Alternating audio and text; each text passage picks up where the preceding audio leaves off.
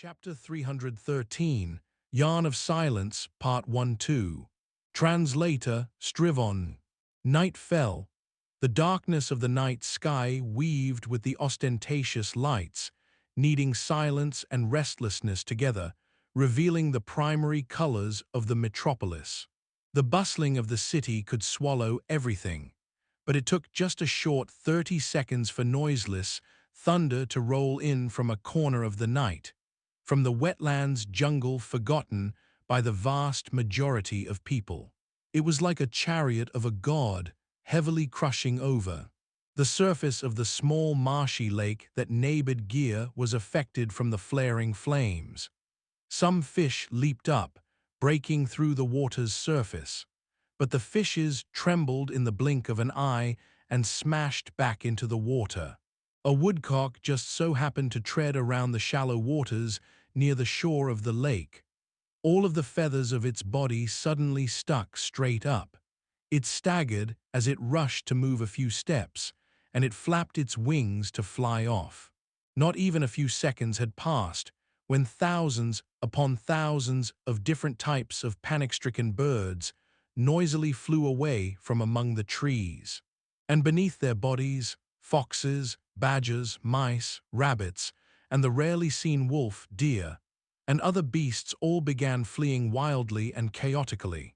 Most of them were driven by the sudden collapse of the jungle's atmosphere. They rushed and stampeded without a goal in mind. Some even collided into trees or fell into the waters. The roars and cries never stopped.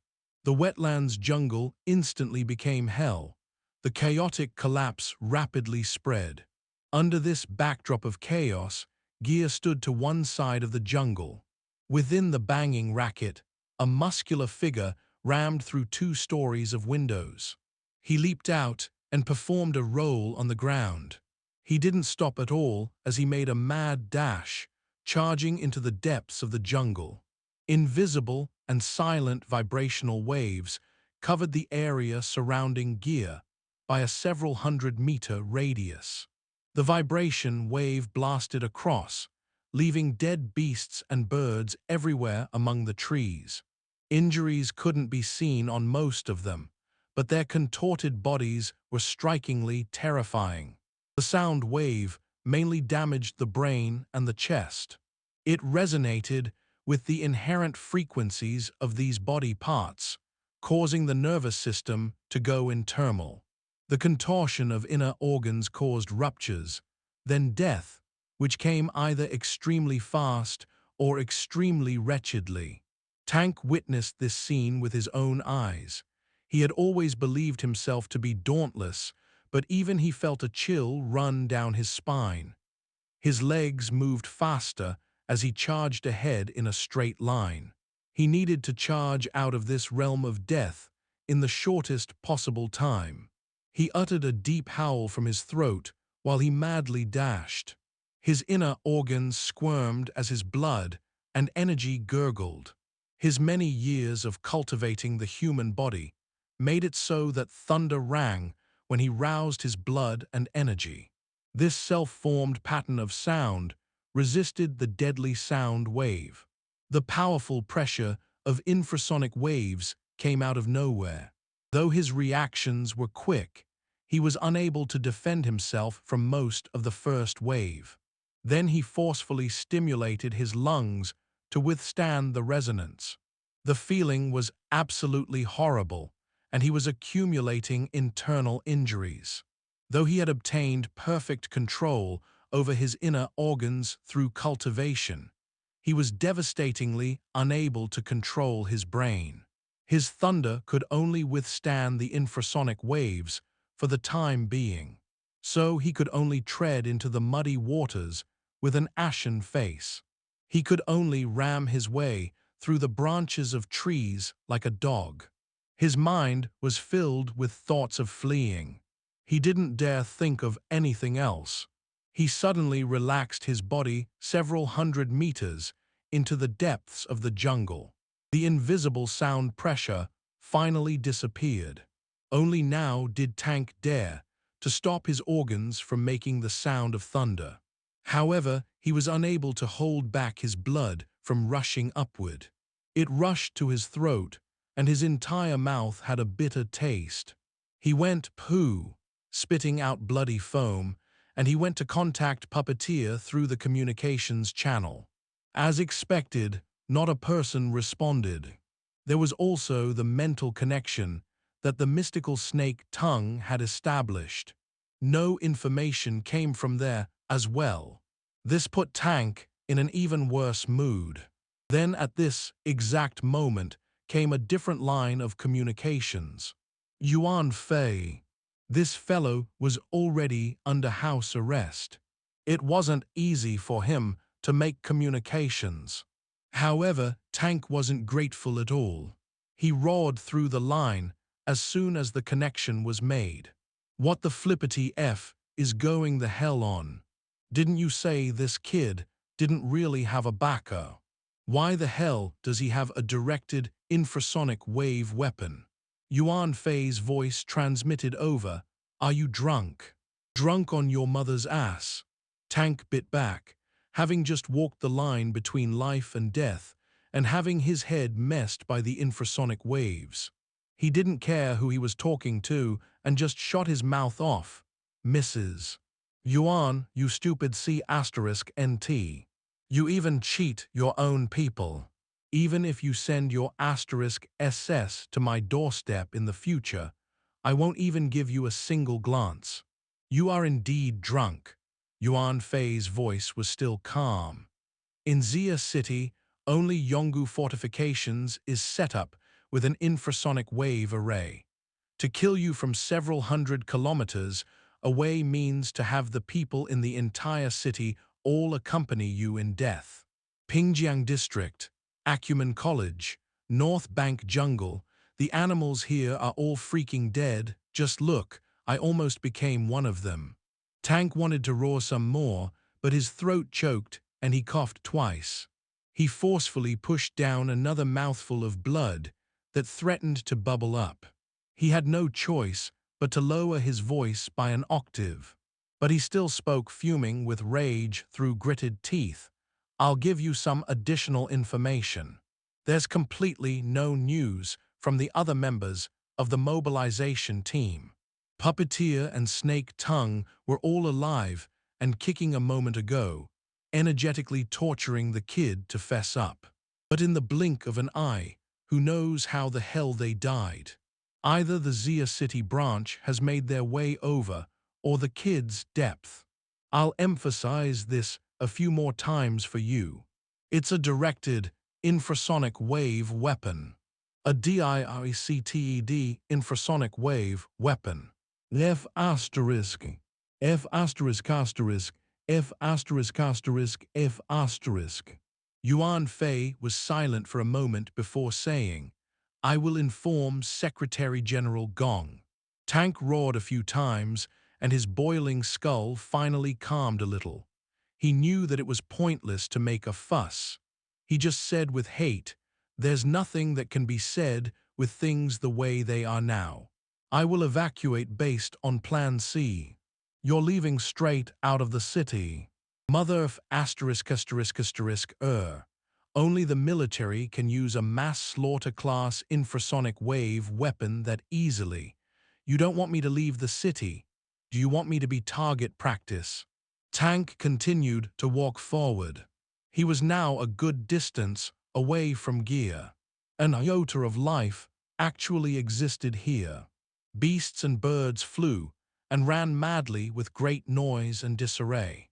Chaotic life was still life. It was comforting to him. He spat out a breath of air, discerned the direction, and prepared to enter the dorm area of the school at the North Bank. No matter how crazy the military was, they couldn't possibly use their infrasonic waves there. Yuan Fei's voice continued to transmit into his ear. "Verify that all communication records have been uploaded to the cloud. Then destroy all terminal equipment." Tank laughed bitterly and was just about to speak when a shiver suddenly ran through his heart. It was as if an invisible hand had pierced his chest and was closing around his heart. Tank gaped. The words that were at the tip of his tongue all crumbled to pieces. In its place was a surge of blood. It crackled as it surged up, stupefying his brain while his ears hissed with tinnitus. The infrasonic waves came again. Tank felt like his heart was being squeezed so hard that it would burst, but his surroundings were clearly normal. He could still hear the clamor of beasts and birds. He glanced over. They were all alive and kicking. A dense and ominous sensation bubbled forth, causing Tank to suddenly raise his head. A dark shadow descended upon him, covering the trees from above. It was real. It was an enormous shadow visible to the eyes. A black fish, devil ray. The scene before his eyes finally merged together with the information that came intermittently from the communications channel. But wasn't this meaningless? Under the pressure of the enormous shadow in the air above, the nearby beasts and birds all pissed themselves in fear. They flew and ran with all their might, a sensible action for they weren't in danger of being killed by infrasonic waves. However, Tank would rather the situation be restored back to what it once was, an impartial treatment to men, beast, fish, and bird. It wasn't that the infrasonic waves had disappeared. Instead, the infrasonic waves were now perfectly constrained in one direction. All the terrifying energy of the sound pressure was directed toward him. The low-frequency, vibrational waves pierced through the branches and leaves of the trees. They pierced through his inner organs, skull, and brain, manifesting the malevolent scythe of the Grim Reaper within. It felt for the frequencies inherent to the several cavities of his body, seeking for a connecting line. Tank reacted quite quickly. He re-stimulated the sound of thunder the instant his heart received the attack. However, there was a problem. No matter how much he forcefully changed the resonance frequency of his inner organs and produced his unique thundering sound, the infrasonic wave piercing through his brain and inner organs would always change correspondingly and firmly lock on to their frequencies. The frequencies switched a few times just like this, and Tank became unable to bear it any longer, especially in the area of his brain, which he couldn't use his technique on. Havoc wreaked upon it, similar to having a storm blast through the area time and time again. He was crushed over and over, and the powerful attack blasted apart the wall that was his will, freeing massive amounts of negative emotions into his mind. Tank was truly about to break down. Under the infrasonic waves, his body was torn into several clashing segments from a perfect harmonized whole. His internal energy was in disorder, and his blood started circulating in reverse. Empty space possessed a steel-like strength, yet they clashed and rubbed against each other, dragging each other down. This wasn't a powerful attack of fists that struck the flesh. Instead, it was a twisted attack that tore him to pieces from the inside to the outside. Tank, Yuan Fei and Tank were separated by communication devices. Yuan Fei was unable to feel the pressure of the infrasonic waves that Tank was under, but he was able to hear Tank's blood-curdling screech with absolute clarity. Then came the noise of branches and leaves snapping, the noise of struggling and rolling, the excessive cursing to the point of shouting oneself hoarse, the begging for forgiveness. Yuan Fei didn't try to contact Tank. Calm and collected, he just heard the sound turn from chaotic to even more chaotic. Then the sound suddenly came to an end. Yuan Fei promptly stood up and walked out of the washroom. He ignored the cold and detached observers as he hurriedly walked back to where he came from. The 12th floor of Shanding Towers was the same as most floors below the 18th floor. The lighting was very bad. It completely relied on artificial lighting for illumination. And since this floor wasn't really an area of activity, the simulated natural light didn't even turn on. The corridor was suffused with a deathly white light. Not an air of a human could be felt. Midway through the corridor, he saw the Deputy Secretary-General of Headquarters. He was also the leader of this investigation team, Gong Qi. Gong Qi was a veteran of the Ability User Society. He was approaching 100 years old, but he took good care of his health. His appearance was lean, making him look like he was in his 70s, like someone who had just retired. He wore a suit by habit, looked neat and formal, and kept himself in a ramrod-straight posture. Right now, Gong Qi was standing right behind the face of an enormous glass wall. He stared coldly at the situation behind the curtain of glass. He spared Yuan Fei not even a glance, even though he knew Yuan Fei was walking over. His expression didn't contain even a hint of a smile. It was utterly grave. Another centenarian was next to him, but this centenarian was a head shorter. He sat in a wheelchair and was beaming. He was in between Gong Qi and Yuan Fei, and he tilted his head and gave Yuan Fei a laugh, looking quite amiable. Yuan Fei's heart throbbed as he saw this smile. He subconsciously slowed his hurried pace.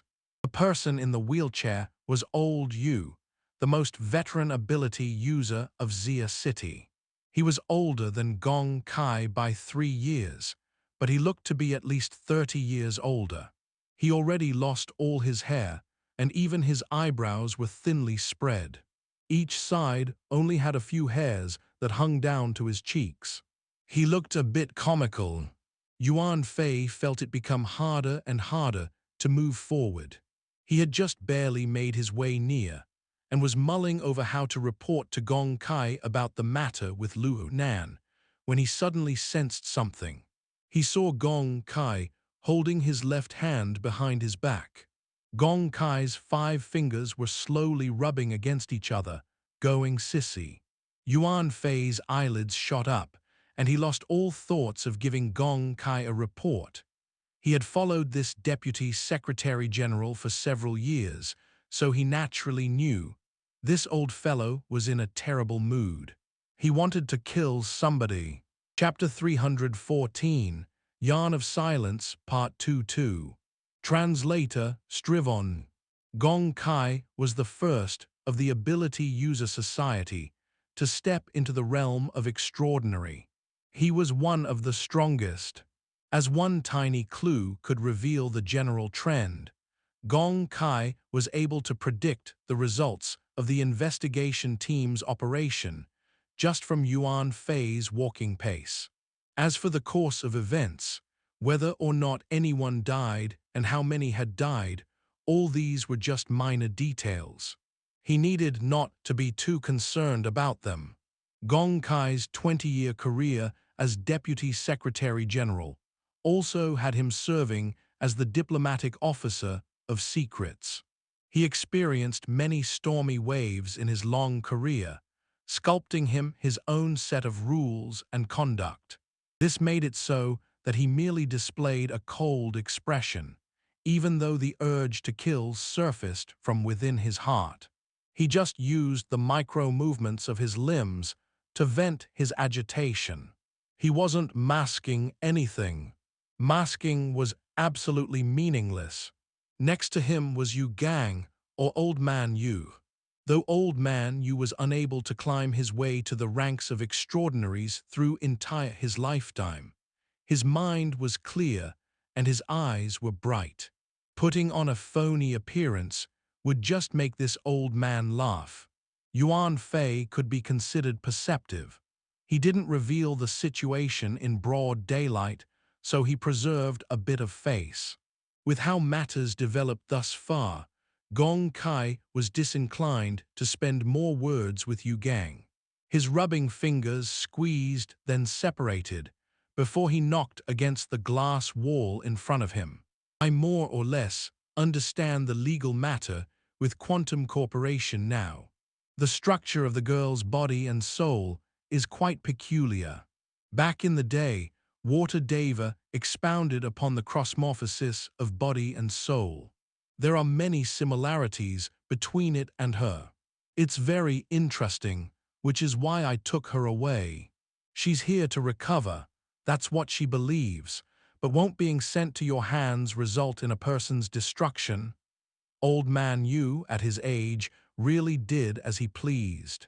He spoke straightforwardly and ruthlessly, his words all without a hint of civility. Gong Qi was used to it. His eyes didn't budge a hair. The conditions here at headquarters are nevertheless a bit better than Quantum Corporation. It's easier to develop the girl's value here. Old man Yu's eyelids, which were on the verge of losing activity, drooped down. Only his long eyebrows quivered as he said, "Develop. You've been doing good business these days. You've learned to be no different than those big tycoons." Gong Qi finally frowned. "It's a performance. Or do you think that I shouldn't give youngsters a stage to perform? It's just a slip of the tongue. Old man Yu, why are you being so serious?" Old man Yu chuckled as he shook his head.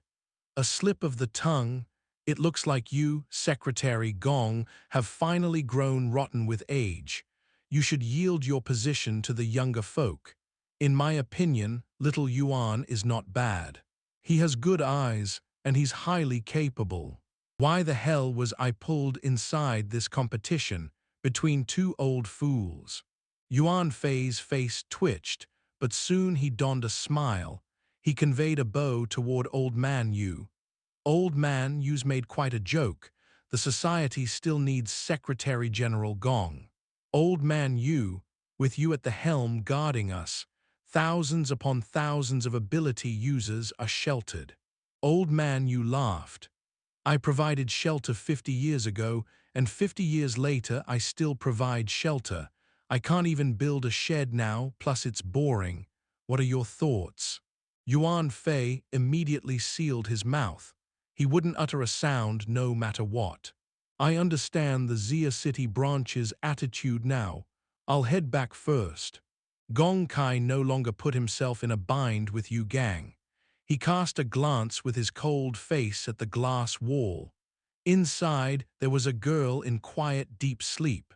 Her breathing seemed non-existent, but its rhythm was continuous. It was one from start to end. His gaze cut over to her. It lingered there for a bit before he turned around and left. Old Man Yu grunted. He spoke after a beat's delay, "So today we end things here. You're not going to keep me company." Gong Qi didn't acknowledge him, he didn't look back, but a number flashed in his mind.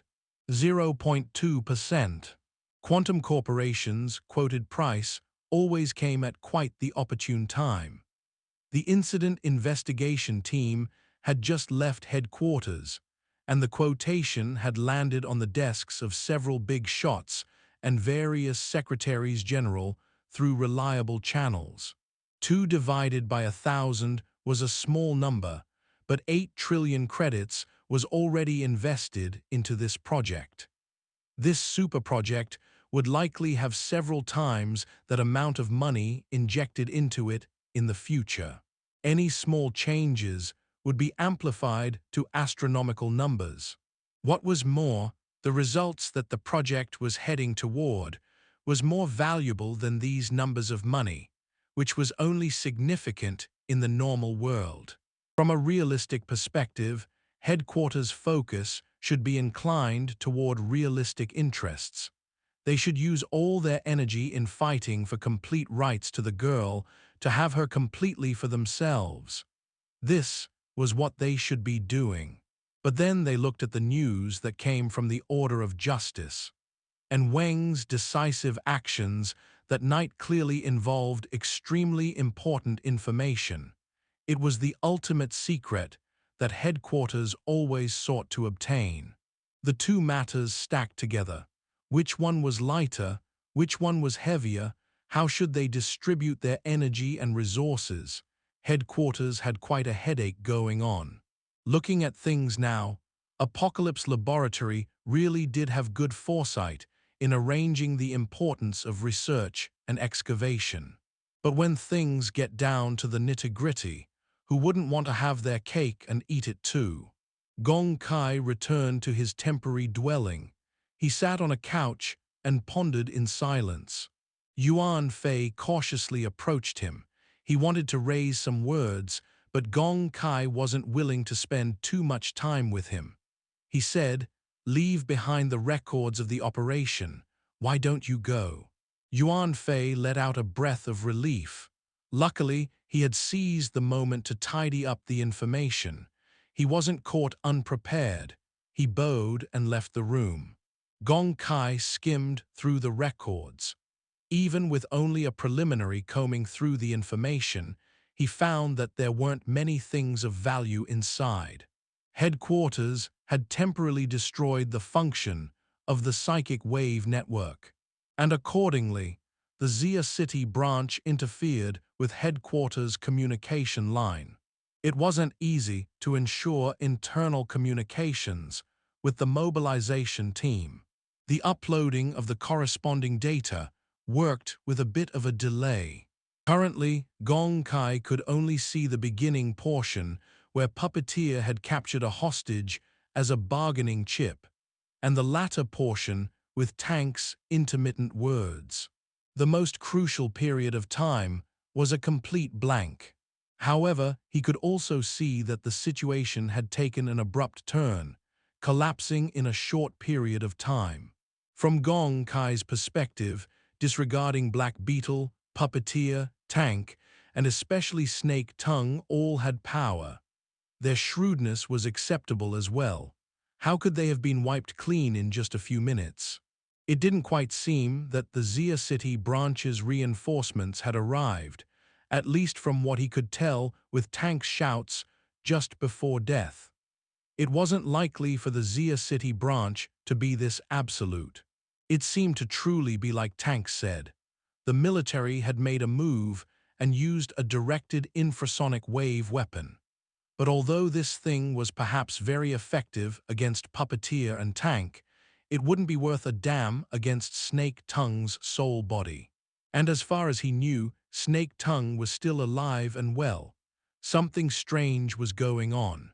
Gong Qi slowly rubbed his fingers. As a leader, he really shouldn't be spending too much time on these sorts of details. Otherwise, what would Yuan Fei and the others do? The problem was that the matter was spread before him.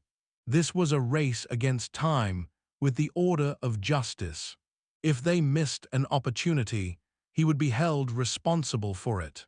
Those old co-workers who he worked with for many years would be quite delighted to smack him in the head with this injustice.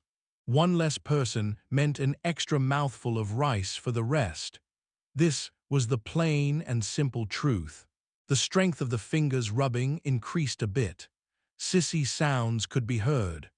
Gong Qi closed his eyes, appearing to be in deep thought, while also appearing to be napping. Roughly 5 minutes passed before his eyes slightly opened.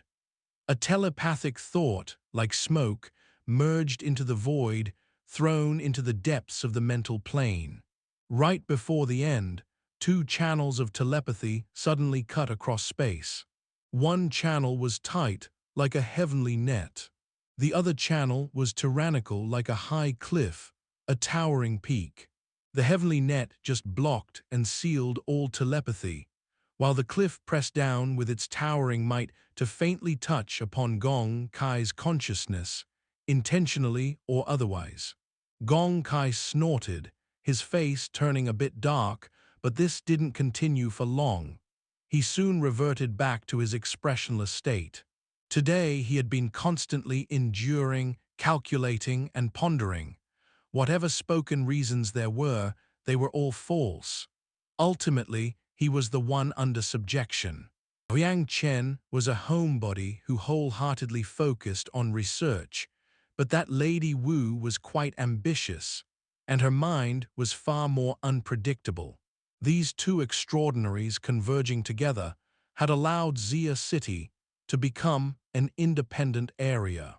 Sure enough, he had scalded his hand when he had sent his telepathy out this time. But he couldn't really blame anyone for this. No one had made him act overly hasty in recent years, giving those old co-workers a handle on him. He was of old age, and time and tide waited for no man. Gong Qi composed his state of mind. He stopped thinking about such matters and contacted Yuan Fei, "Have the private plane make preparations. I'm returning tomorrow." Yuan Fei was quite surprised.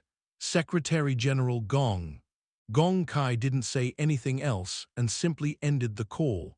He closed his eyes and resumed his napping state. However, his mind was still active. He sunk layer and layers down, inside himself, not out. The clash just now only left him suffering a hidden loss. But this collision actually gave him a reason to leave Xia City in a short time frame. It also provided a cover for his other actions. At that moment, Gong Qi was within his own domain, circulating energy. On a plane unobservable by others existed none other than a roll of fine yarn. It slowly swirled. It was like a hanging curtain. Yarn of silence, yarn of silence. Gong Qi had to expend quite a bit of energy in using this technique to tidy up loose ends. He gave a noiseless laugh, and his telepathic thought infused within the empty space of the yarn curtain to write words out of thin air. Safe or not? The words turned to smoke the instant they were completed, like the telepathic thought he had cast into the void just before. However, this time, it wasn't intercepted by the two extraordinaries. The instant the smoke made contact with the yarn veil, the smoke completely fused inside. Not a tincture leaked out. Gong Qi knew that this layer of smoke had entered the special channel that was the yarn of silence. The smoke passed through the deepest depths of the mental plane, the absolute realm, to be passed out to the other end in the distance. 3 zones, 1 region, 1 realm. This was the classical method in differentiating the levels of the mental plane. The absolute realm was the deepest level. Its name spelled the existence of an absolute limit. The depths were endless. Even extraordinaries would find it hard to perceive the minute information without prior preparation. The medium that was the yarn of silence was marvelous. Gong Qi was hidden from the two extraordinaries' attention. He was extremely certain of it. He waited silently. 2 minutes passed, before suddenly a wisp of smoke unfurled into a fuzzy image. It appeared like a cold and mocking face, and it manifested in the center of the yarn curtain. This was a symbol commonly used in mystic spells. It signified assassination and dark plots. But the image itself might have been more suitable to represent the caster's emotions. If this method of contact didn't expend so much energy, the other side would certainly use more caustic words to shoot back in fury. In other words, she must be harboring evil intentions by leaving this dark technique inside the reply. His reputation in headquarters was indeed in tatters. It was quite normal for her to be angry. Gong Qi didn't really care. The gap between an extraordinary and a B-rank mage was the distance between heaven and earth. He was able to ignore most of her loathing, especially since she was certainly in dire straits. Speaking of which, wasn't being able to reply meant that she had admitted defeat. Well, there was no difference whether or not she gave in. In his heart, he glanced over Snake Tongue's weak, frail appearance. He saw her dark and ghastly nature, which was rarely seen. The corner of Gong Qi's mouth twitched, and he left a new mark in the middle of the yarn curtain. This time, the information wasn't limited to text. It was like Snake Tongue's message. It was a spell symbol that contained a special meaning.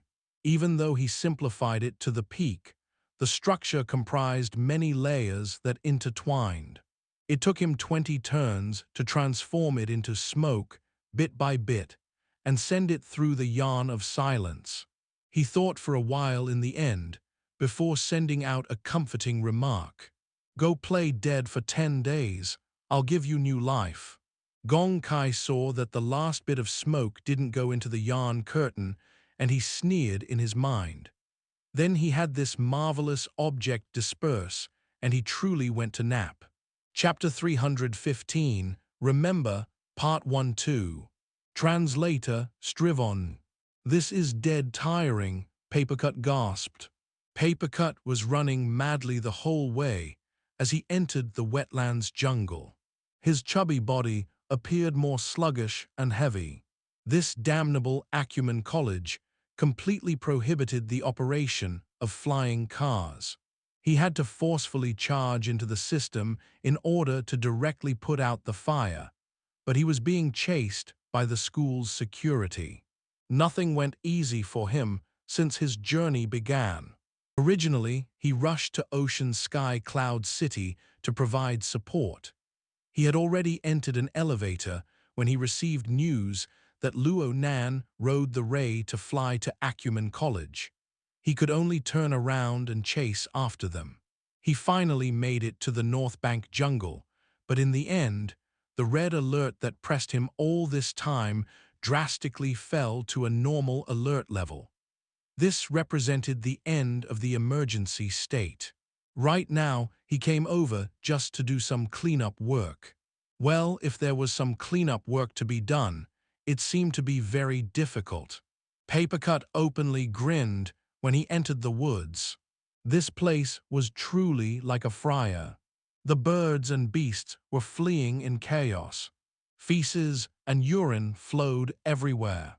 And most of all, the bitter odor of death assaulted the face. It nearly made him trip.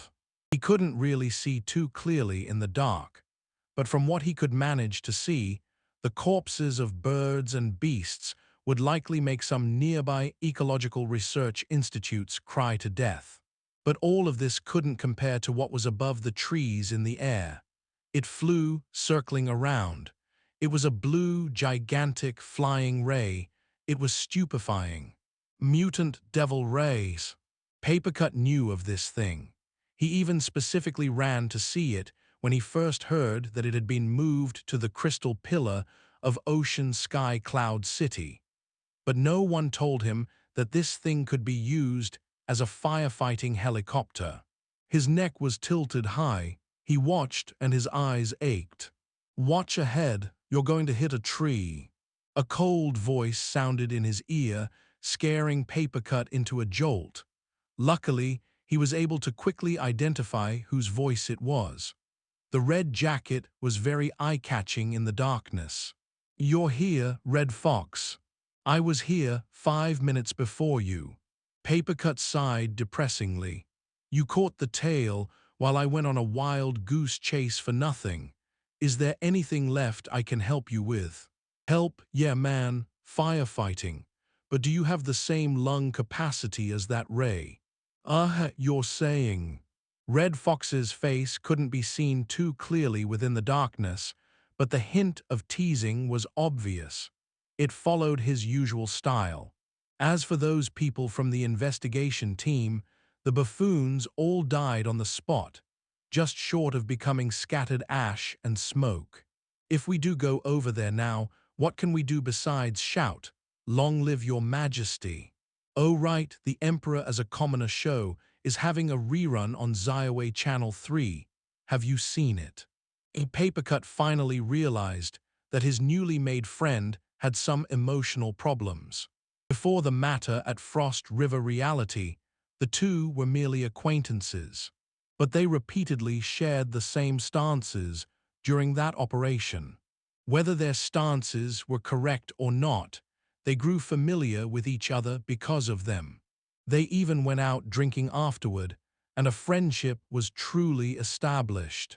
Papercut knew of Red Fox's personality. Red Fox saw things in an extreme manner. The more he was stifled, the more destructive his emotions became. Papercut rubbed his forehead and gave a silly laugh, getting his hands smeared with sweat. Boss Luo has done a hell of a job once again. We rushed over here screaming, and now we're left with handling the aftermath. Hey, look at my mouths. He conveniently tapped his jaw. He wanted to continue speaking, but he heard Red Fox sneer. That's right, just handling the aftermath. Red Fox raised his chin upon speaking, indicating to Papercut to look to the side. Actually, Papercut saw the dead corpse over there quite early on. Based on real-time intelligence, he was able to extrapolate that this was Tank, a member of the headquarters incident investigation team, famous for being physically strong. Anyone who was able to make a name for himself in the world of ability users in the past hundreds of thousands of years was not unimportant. But today, this rather famous character lay dead in the wetlands jungle. It was really regretful. Holy cow, who is this? Papercut carefully examined the corpse, and a numbing chill ran up his forehead. He rationally knew that this had to be Tank, but the scene that met his eyes had an enormous impact. His lips pulled back, he didn't know what sort of expression he should have. This is Tank. From real-time intelligence, he knew that Tank was a muscular and rugged giant. He was dogged and valiant. His frontal defensive ability was especially outstanding. Rumor had it that if he was prepared, he could withstand 3 consecutive shots from a 12.7mm caliber heavy sniper rifle. But what the heck was up with this pool of dead flesh, fat and mush? What Papercut saw was a super-large fatty heavier than him by over 3-fold. All the flesh on the corpse's face was contorted. The pile of dead flesh was lacerated from top to bottom. Not a complete tissue could be seen. Even the bones were fragmented, many of them piercing through the meat to reveal a deathly white color to the outside. This sort of appearance was just a step away from looking like something slow-cooked. Even if it was torture, it was impossible to achieve this without a few hours of time. Red Fox slowly walked over, holding a branch in his hand. He poked below the shoulder of the corpse.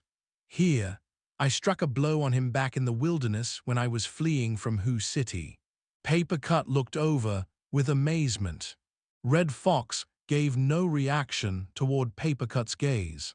He stabbed around with the branch, minding his own business. This attack of mine was aimed at his back, but he turned around real quick. I stabbed him dead on here, and my dagger snapped in half. I even saw him blow off Old Five's skull with a punch. Papercut opened his mouth, but hesitated. At last he interrupted. The matter at Hu City, headquarters personally dispatched people. It was him, but he had a different identity. Back then, he was just the holy defender of a small order. Who knows when he entered the society? My dagger is engraved with a piercing glyph. A reaction happens when I'm 5 kilometers from the target, and it can last for at most 10 years. It's never wrong. Red Fox's voice turned into a whisper. The darkness was unable to block his cold smile. I originally thought that I would wait to seize a chance to strike a blow, but now the difficulty has been reduced quite a bit. His other hand had taken out a pitch-black dagger at an unknown time. The sharp tip descended, his hand having loosened its fingers, and the dagger fell straight down. It stabbed into the soft, dead flesh of the swollen corpse, sinking up to the hilt. For a moment, Papercut believed that Red Fox was venting his murderous feelings against Tank. However, he mulled it over again and knew that this was wrong. He looked at Red Fox's gloomy mood and thought of some comforting words to say. but he didn't know where to start. He could only whisper, "Did Boss Luo do this?" How did he do it? I heard from the secretary that it was an infrasonic wave. That is what I told her. The birds and beasts next to you all died this way. Nearly I did too. Papercut only now discovered that Red Fox's complexion wasn't quite healthy. It was very pale. Turned out he had received some internal injuries. Red Fox didn't really care. He picked up his dagger and put it back into its sheath. It was said to be a directed infrasonic wave weapon, but with how directional it was, it could already be considered a large-scale attack weapon. After discovering Tank's true identity, Red Fox became driven by hate. He hid in secret nearby, waiting to strike. He should be affected by the powerful infrasonic waves. But he missed his chance in the end. Papercut was able to faintly guess some of this, but this kind of stuff was hard to openly talk about. He could only scratch his head and point at Tank's swollen corpse. This fellow took on the same infrasonic waves as you. Red Fox shrugged, who knows? Papercut was incapable of asking anything else. He could only take a few pictures and record some videos. He already confirmed by now that Red Fox would rather puff around in the woods than go see Luo Nan. Red Fox had already checked out. There was nothing to say in this situation. Papercut just had to forcefully pull him over. "Hello," said Papercut. "Who cares how he did it? As long as you're fine, then things are okay. In any case, the person is right over there. We can just ask anything that we're not clear about." "Oh right, are you sure you're okay? I've been one of his teachers. Should I have him apologize to you?" K off. Red Fox flung his hands, wishing to leave, but he was forcefully dragged back by Papercut. "Hey, don't. I heard the kids really put his body in a pickle again. His eyes are close to being blind. I don't know a lick about emergency treatment. If you don't help, all I can do is burn some paper ash to use as paste. You go pasting. I don't give a sh*t.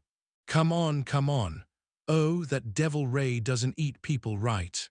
Who knows, why don't you eat one of its infrasonic waves?" Damn!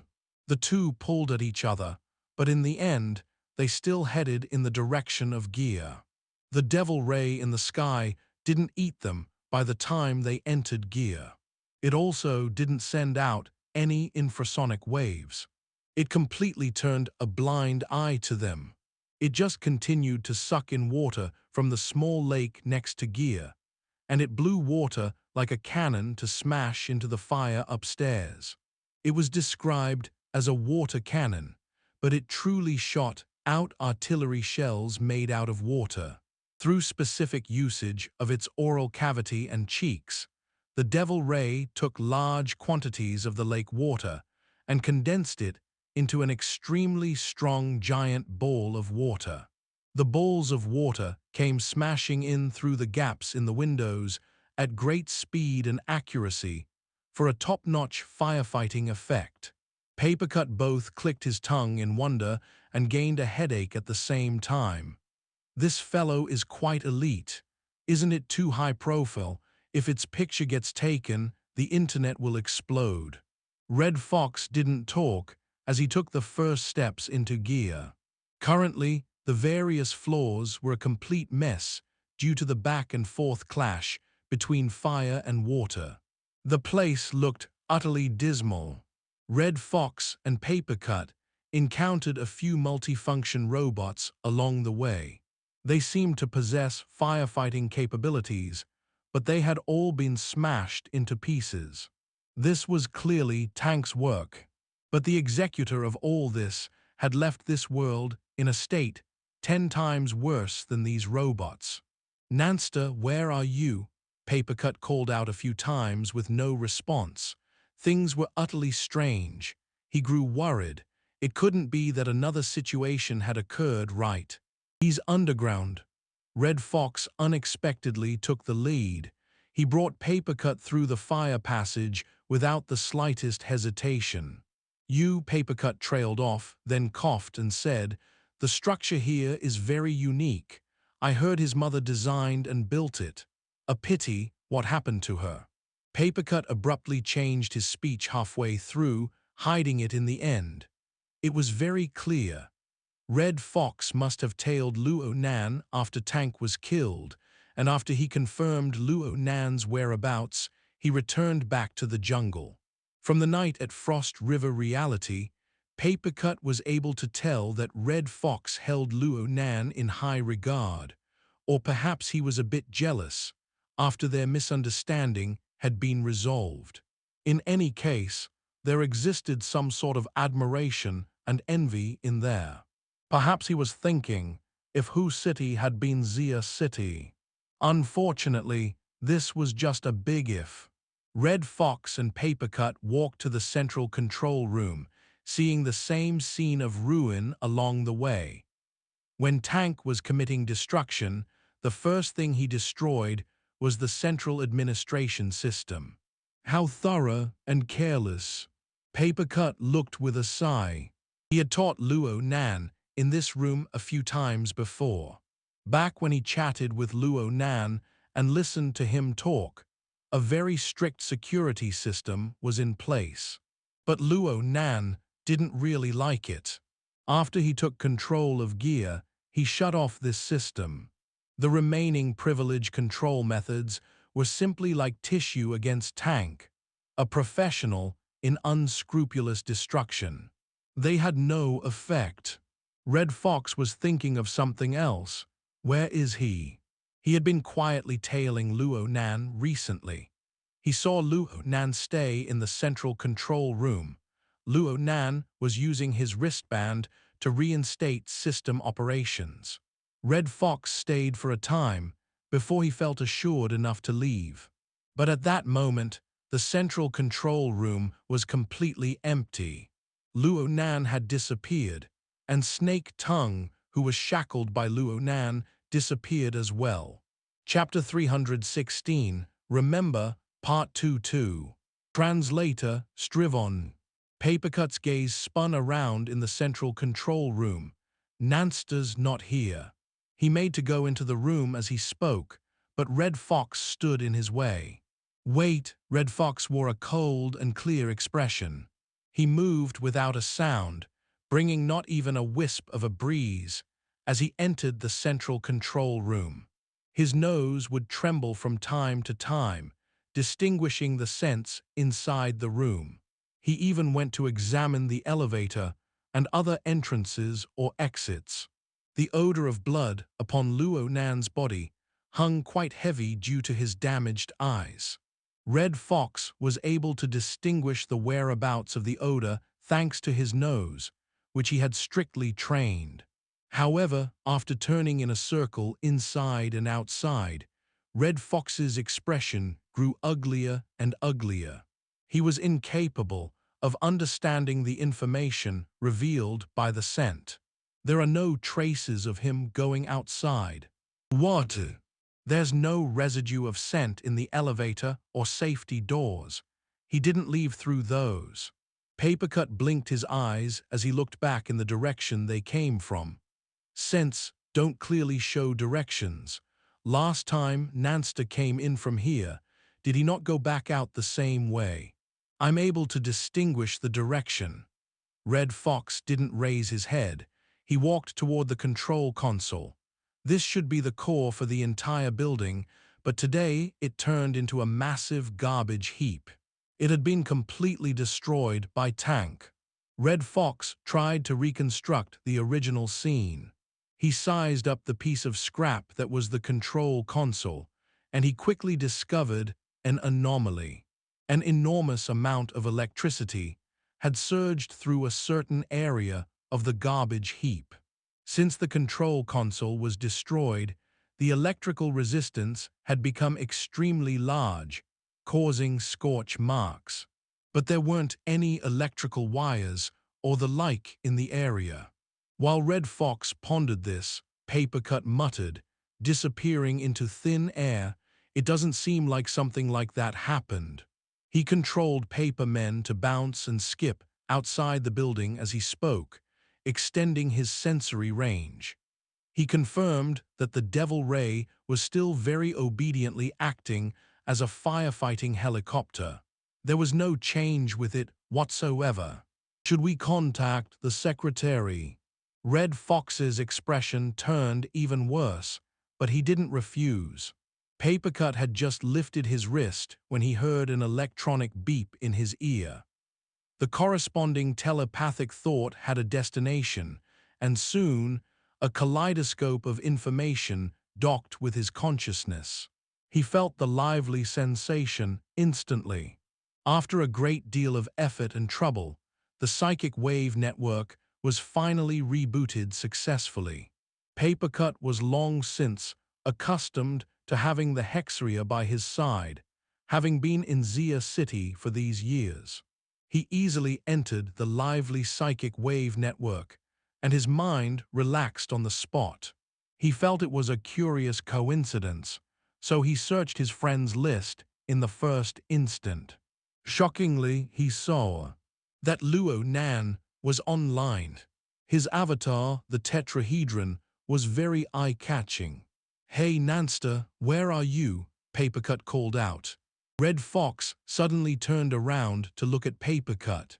As for Luo Nan's side, there was a moment of silence. 1 second passed, followed by another 2. Then came a strange noise. It formed interference, making Papercut nearly believe that the psychic wave network was going out again. Luckily, the noise soon faded away, and Luo Nan's voice sounded out, Wait a moment." His voice sounded a bit hoarse and also a bit elusive. Papercut was stunned upon hearing him. He quickly asked, "You're okay, right?" "I'm okay." Luo Nan's voice was still hoarse. Papercut could feel that there was a bit of a problem with his mood. Red Fox couldn't stand this meaningless dialogue any longer. He logged onto the psychic wave network and bluntly asked, "Where's that snake tongue?" "Killed herself." Red Fox and Papercut looked at each other in dismay. Luo Nan didn't go into further explanations. Instead, he asked back, "You guys are in the central control room. Everything's fine there, right?" "Things are all right." Before the words could be finished, someone requested to enter the chat. It wasn't just one person, though. There were several. Yueyin, Zhang Yingying, Crag Burst, Bamboo Pole, Octopus, and even Bai Xinyan came to join in on the fun. Every one of them were ability users that Luo Nan was familiar with. They came contacting him like a swarm of bees. Luo Nan had no idea that he was this popular. He wasn't good in these situations. He rather wished for a more peaceful environment, especially now. Luckily, everyone was aware of the situation. Yueyin immediately took the initiative and established an internal channel. She took all relevant members and pulled them inside. Then she changed the channel mode to message mode. Only her, the maker of the channel, retained voice privileges. She represented everyone in asking, "Mr. Luo, how's your body? How are your eyes?" Letters of various colors were rapidly scrolling down on the internal channel's interface as Yueyin spoke. The channel felt more lively than a usual voice mode channel. Luo Nan only responded with his low and hoarse voice, "I'm all right. I can still see." "Mr. Luo, I don't recommend you staying at Gear for too long. Currently, there have already been people taking pictures and video of the Devil Ray flying in the sky, and it's been uploaded to the internet. The activity that has occurred in the jungle of the North Bank is too great. We will need professionals to handle the follow-up work." Yueyin maintained a calm and rational bearing from beginning to end. She was able to guess Luo Nan's thoughts, adding, "I've already notified firefighters to rush over there 10 minutes ago. They should be there soon." I know, Luo Nan was in a subtle mood, but his response was direct. "I'll leave immediately. It's better for Mr. Luo to head back to Cloud City Water Village. The Sacred Heart Hospital, there is quite a complete facility." Okay, Luo Nan's responses were getting shorter and shorter, to the point that he just logged out after responding. Clearly, he didn't want to talk. His attitude was very baffling to the people in the internal channel. What happened? Did he get mad? Anyone who's been tormented by those people from headquarters will get angry. Are you sure it's not because of our reinforcements being useless idiots? Hey, what about you? Is it post-traumatic stress? He was frightened and he was mad. Plus, he killed people. Look, Black Beetle, Puppeteer, Tank, Snake Tongue, a total of 4 lives. Oh, has he killed before? Seems like he hasn't, right? Zhang Yingying wasn't quite sure. At this time, Papercut spoke not a word as he uploaded a few pictures. They showed Tank's corpse from various angles. Red Fox commented, "Boss Luo's masterpiece." Zhang Yingying sent out a dumbstruck emoji, starting a flood of comments and emojis that trailed from right to left. Other people followed her one after another. The series of stupefied and confused emojis streaked across the pictures of the corpse. Luo Nan didn't care what the others were saying about him. After ending communications, he just maintained his original posture. His eyes were wide open as he disregarded the pain that was soon turning numb. He gazed around. The ring-shaped space, the ring-shaped chair, and the wall lights, bookcase, stool, and other fixtures. They were in this narrow little space, building a cozy and leisurely atmosphere.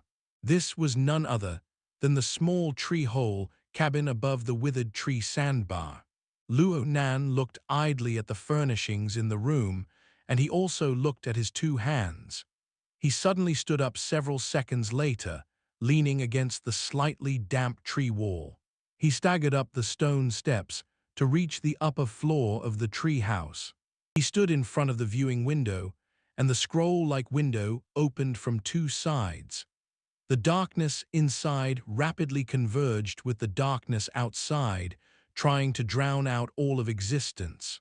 Luo Nan could still see that the withered tree, sandbar, and gear were separated by at least 500 meters of distance. From this angle, gear looked like an unfinished painting. Only part of a shadowy silhouette was revealed. A few fire spots weren't completely extinguished yet. They continued to flicker in the night. Why did he come here? What happened in between? What did he see? Actually, Luo Nan wasn't in a hurry to gain the ultimate answer.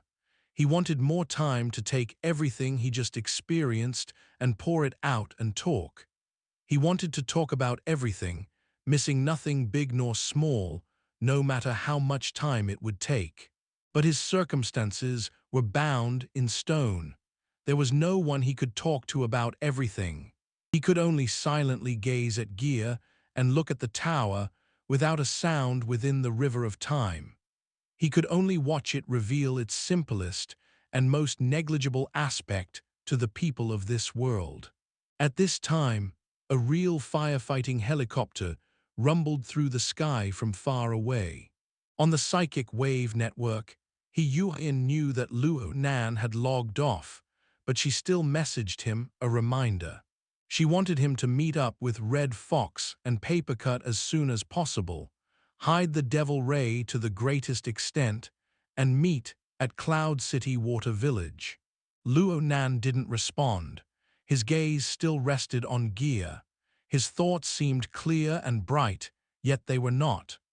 Coupling theory could explain today's experiences, but in the end, pure theory was incapable of revealing the full view of this great work. It was rigorous, it was magical, it was beautiful. Most importantly, it was his mother's work. and he was only able to obtain a peek at half of its appearance. Things shouldn't be this way. Luo Nan leaned forward, his head sticking out of the viewing window.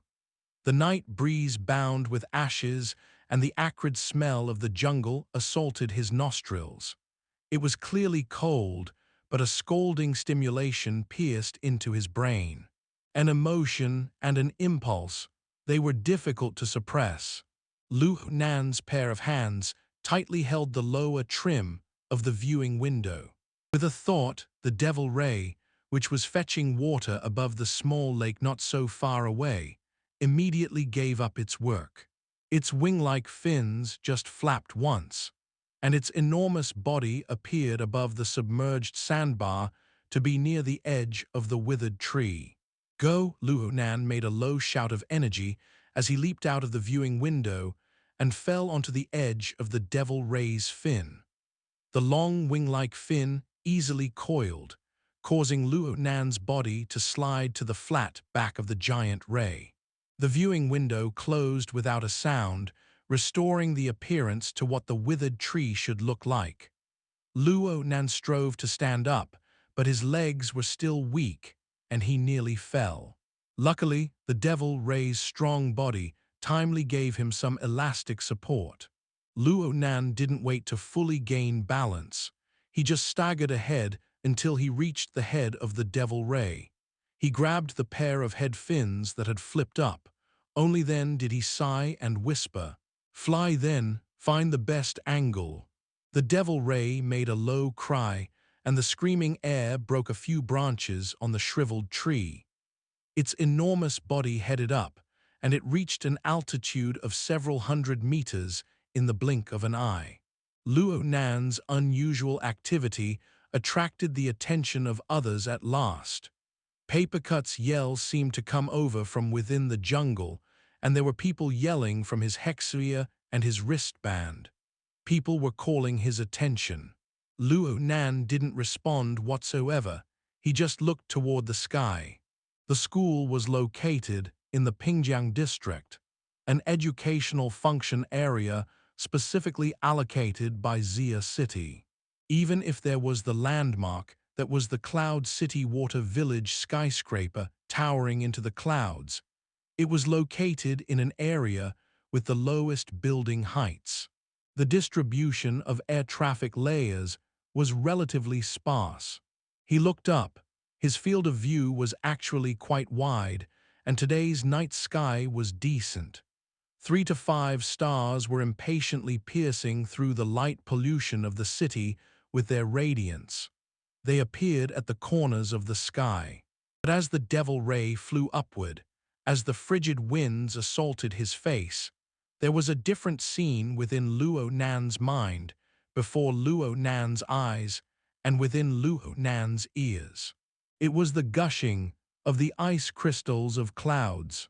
It was the astral winds that roared like dragons. It was the vast, hell-like earth. It was the strange world that he had never thought about, that he wouldn't think about, in his past 16 years of life. Danger, mortality, and the power of enticement like that of opium. Luo Nan could hardly tell what was real and what was an illusion.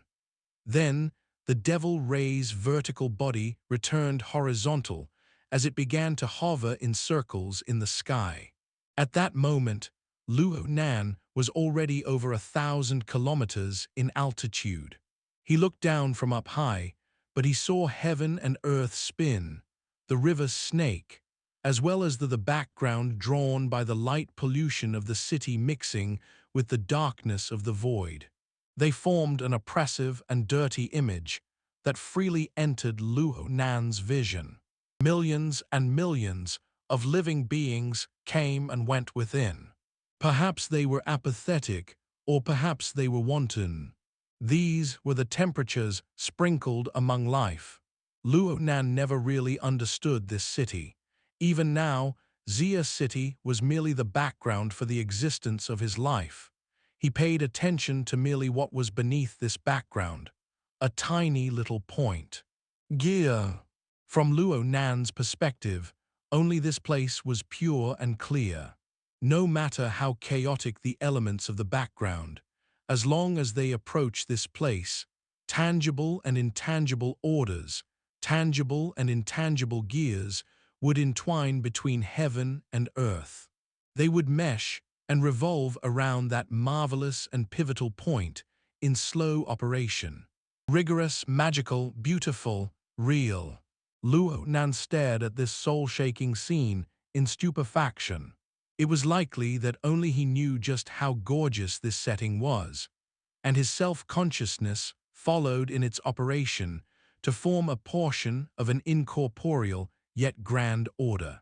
His consciousness expanded outward, combing through all the things of heaven and earth within his senses.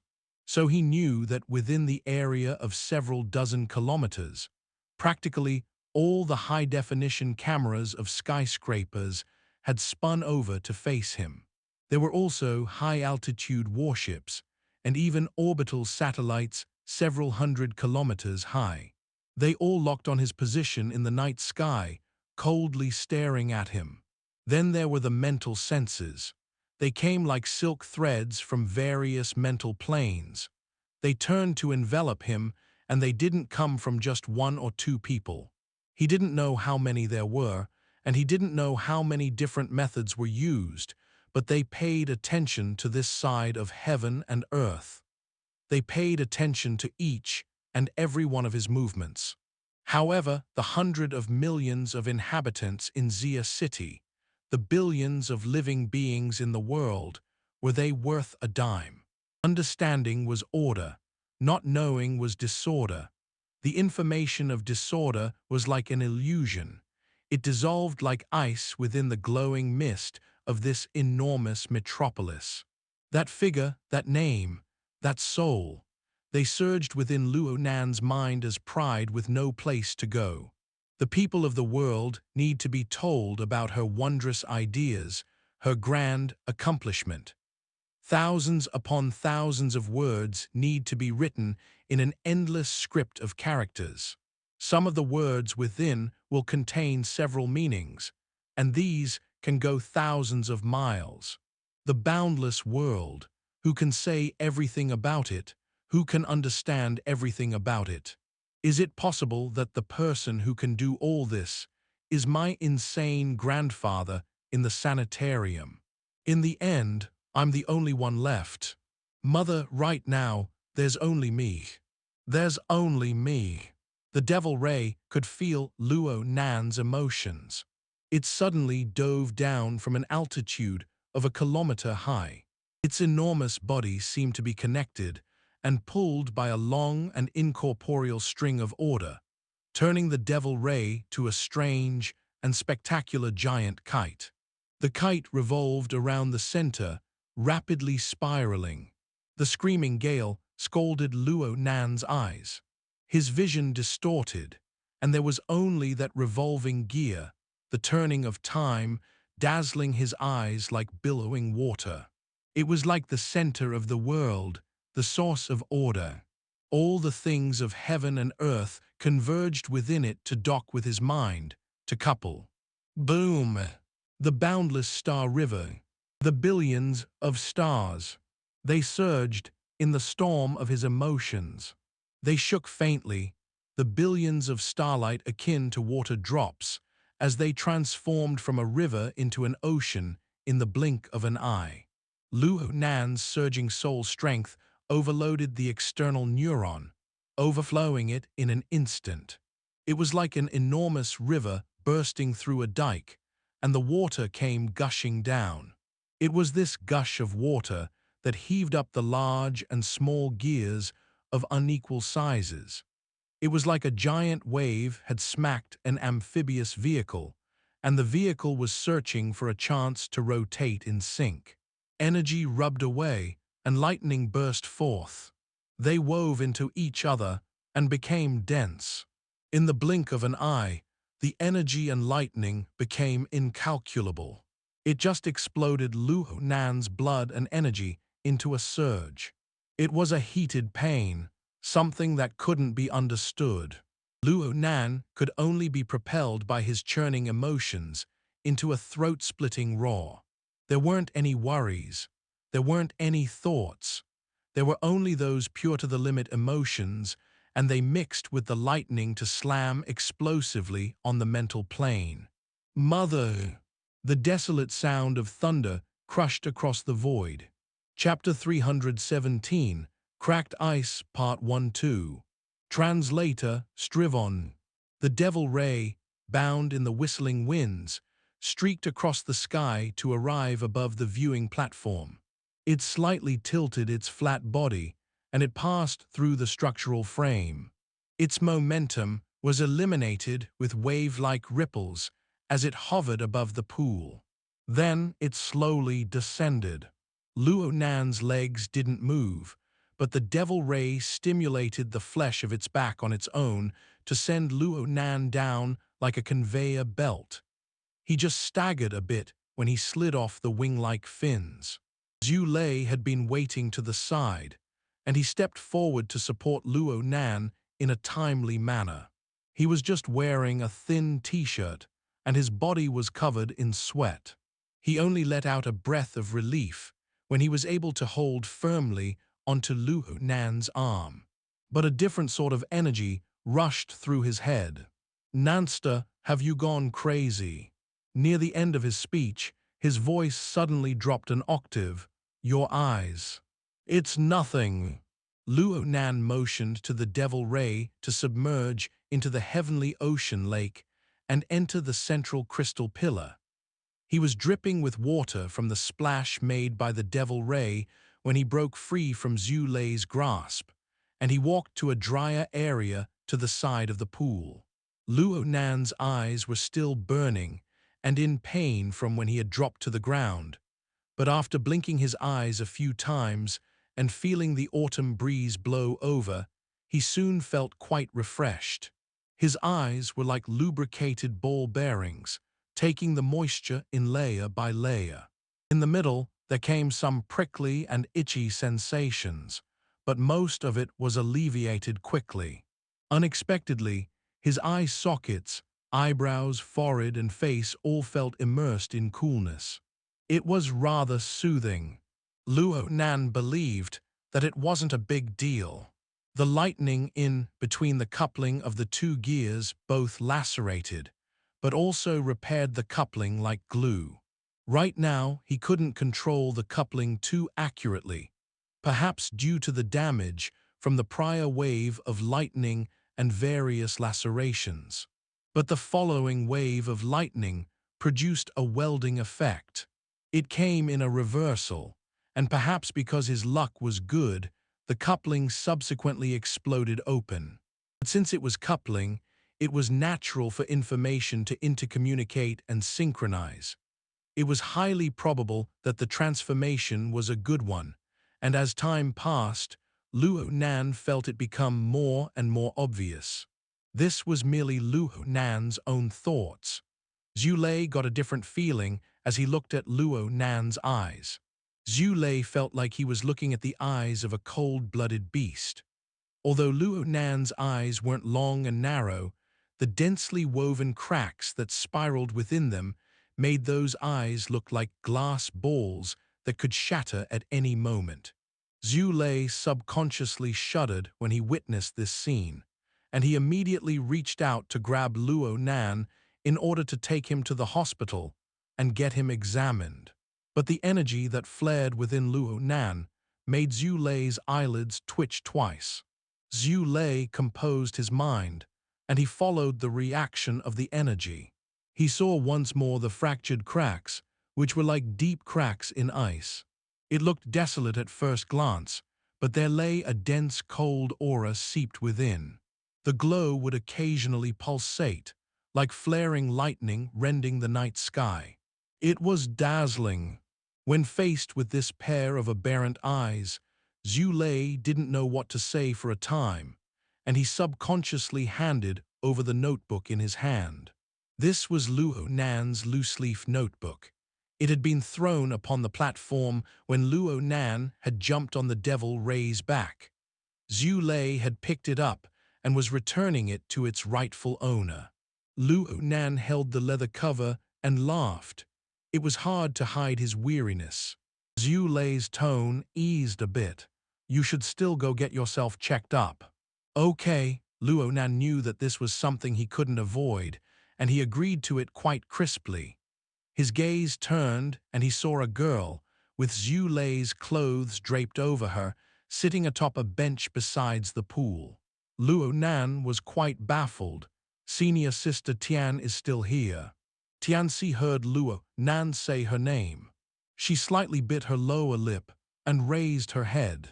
Her lips were so white that not a trace of red could be seen. Her expression was also a bit stiff. Luo Nan didn't know if it was due to the effects of the cold or the power of fear increasing a bit. She had been grabbed by the throat, been threatened as a hostage, and fallen into the heavenly ocean lake. Her entire body was soaked with water. Her knitted clothes entered the water, so they became extremely heavy. After getting out of the water, the slightest cold breeze became exceptionally cold. Her shoes had fallen into the heavenly ocean lake early on, leaving her fine legs to touch the moist ground with only pantyhose as protection. She was battered and exhausted. It was late autumn. The chill was very serious.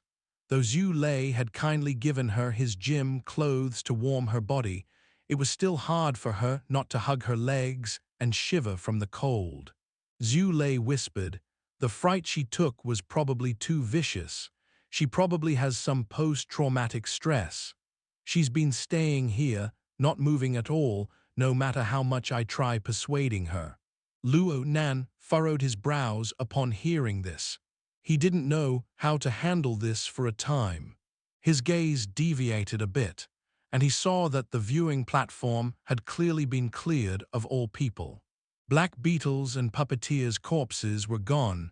The unconscious tourists were all evacuated, and all traces of the battle were wiped clean. Zhu Lei was informed. He whispered, "Secretary, he came not long after you left. She cleared the site and arranged for Brother Zhou to take care of things here." From the end of the pool, a calm man in his 40s was making his way over. It was Zhou who Zhu Lei had just mentioned. He was one of He Yueyin's bodyguards and her confidant. He had met Luo Nan twice in the past, and he was Crag Burst's comrade-in-arms. He was no stranger.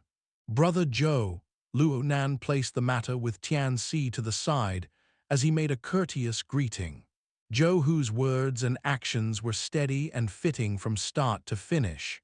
"Mr. Luo, according to Miss He's instructions, I will wait by your side this night to do some odd jobs for you. Just give me direct instructions for anything that needs to be done." Luo Nan didn't refuse. He nodded in thanks. Zhou Hu swept a glance at Tianxi and more or less understood the situation. He lowered his voice and said, "Miss, he told me that this one was stifled quite ruthlessly and even struggled during a hostage situation." Luo Nan heard his words and thought for a while. Then he walked forward 2 paces. The distance closed, and everything was fine except when Tianxi saw Luo Nan's ice-cracked eyes. Her entire body recoiled, but she soon realized what she just did. She forcefully restrained her fear and shuffled forward, raising her head to see him. She was terrified and pitiful. "Junior, I'm sorry." Right now, Tianxi absolutely didn't have her daily leisurely and cheerful appearance. Luo Nan furrowed his brows and bent down a bit. "Senior sister, it's very cold out. Go change your clothes, then we can continue chatting, okay?" Luo Nan had used his close-range hypnosis technique right then. Tianxi subconsciously grunted in agreement, and her mind went into a slight daze. Luo Nan improvised upon seeing this. "Go with her, Lista." Zhu Lei shook his head hard. Tonight, he practically didn't do anything. He settled firmly on a decision in his moment of regret. he would follow closely by Luo Nan's side. "All right, let's all go together." Luo Nan really didn't have any special feelings for Tianxi, but because she had researched gear and coupling theory, his attitude was a lot different than it normally would have been. There was a large-scale shopping center within Ocean Sky Cloud City. It would be quite convenient for Tianxi to change clothes there. Plus, Luo Nan had rode the slippery back of the Devil Ray to do some firefighting at gear. His body was covered with dirt and ash, and the white coat he wore was beyond recognition. His face was probably no better. He needed to clean himself up.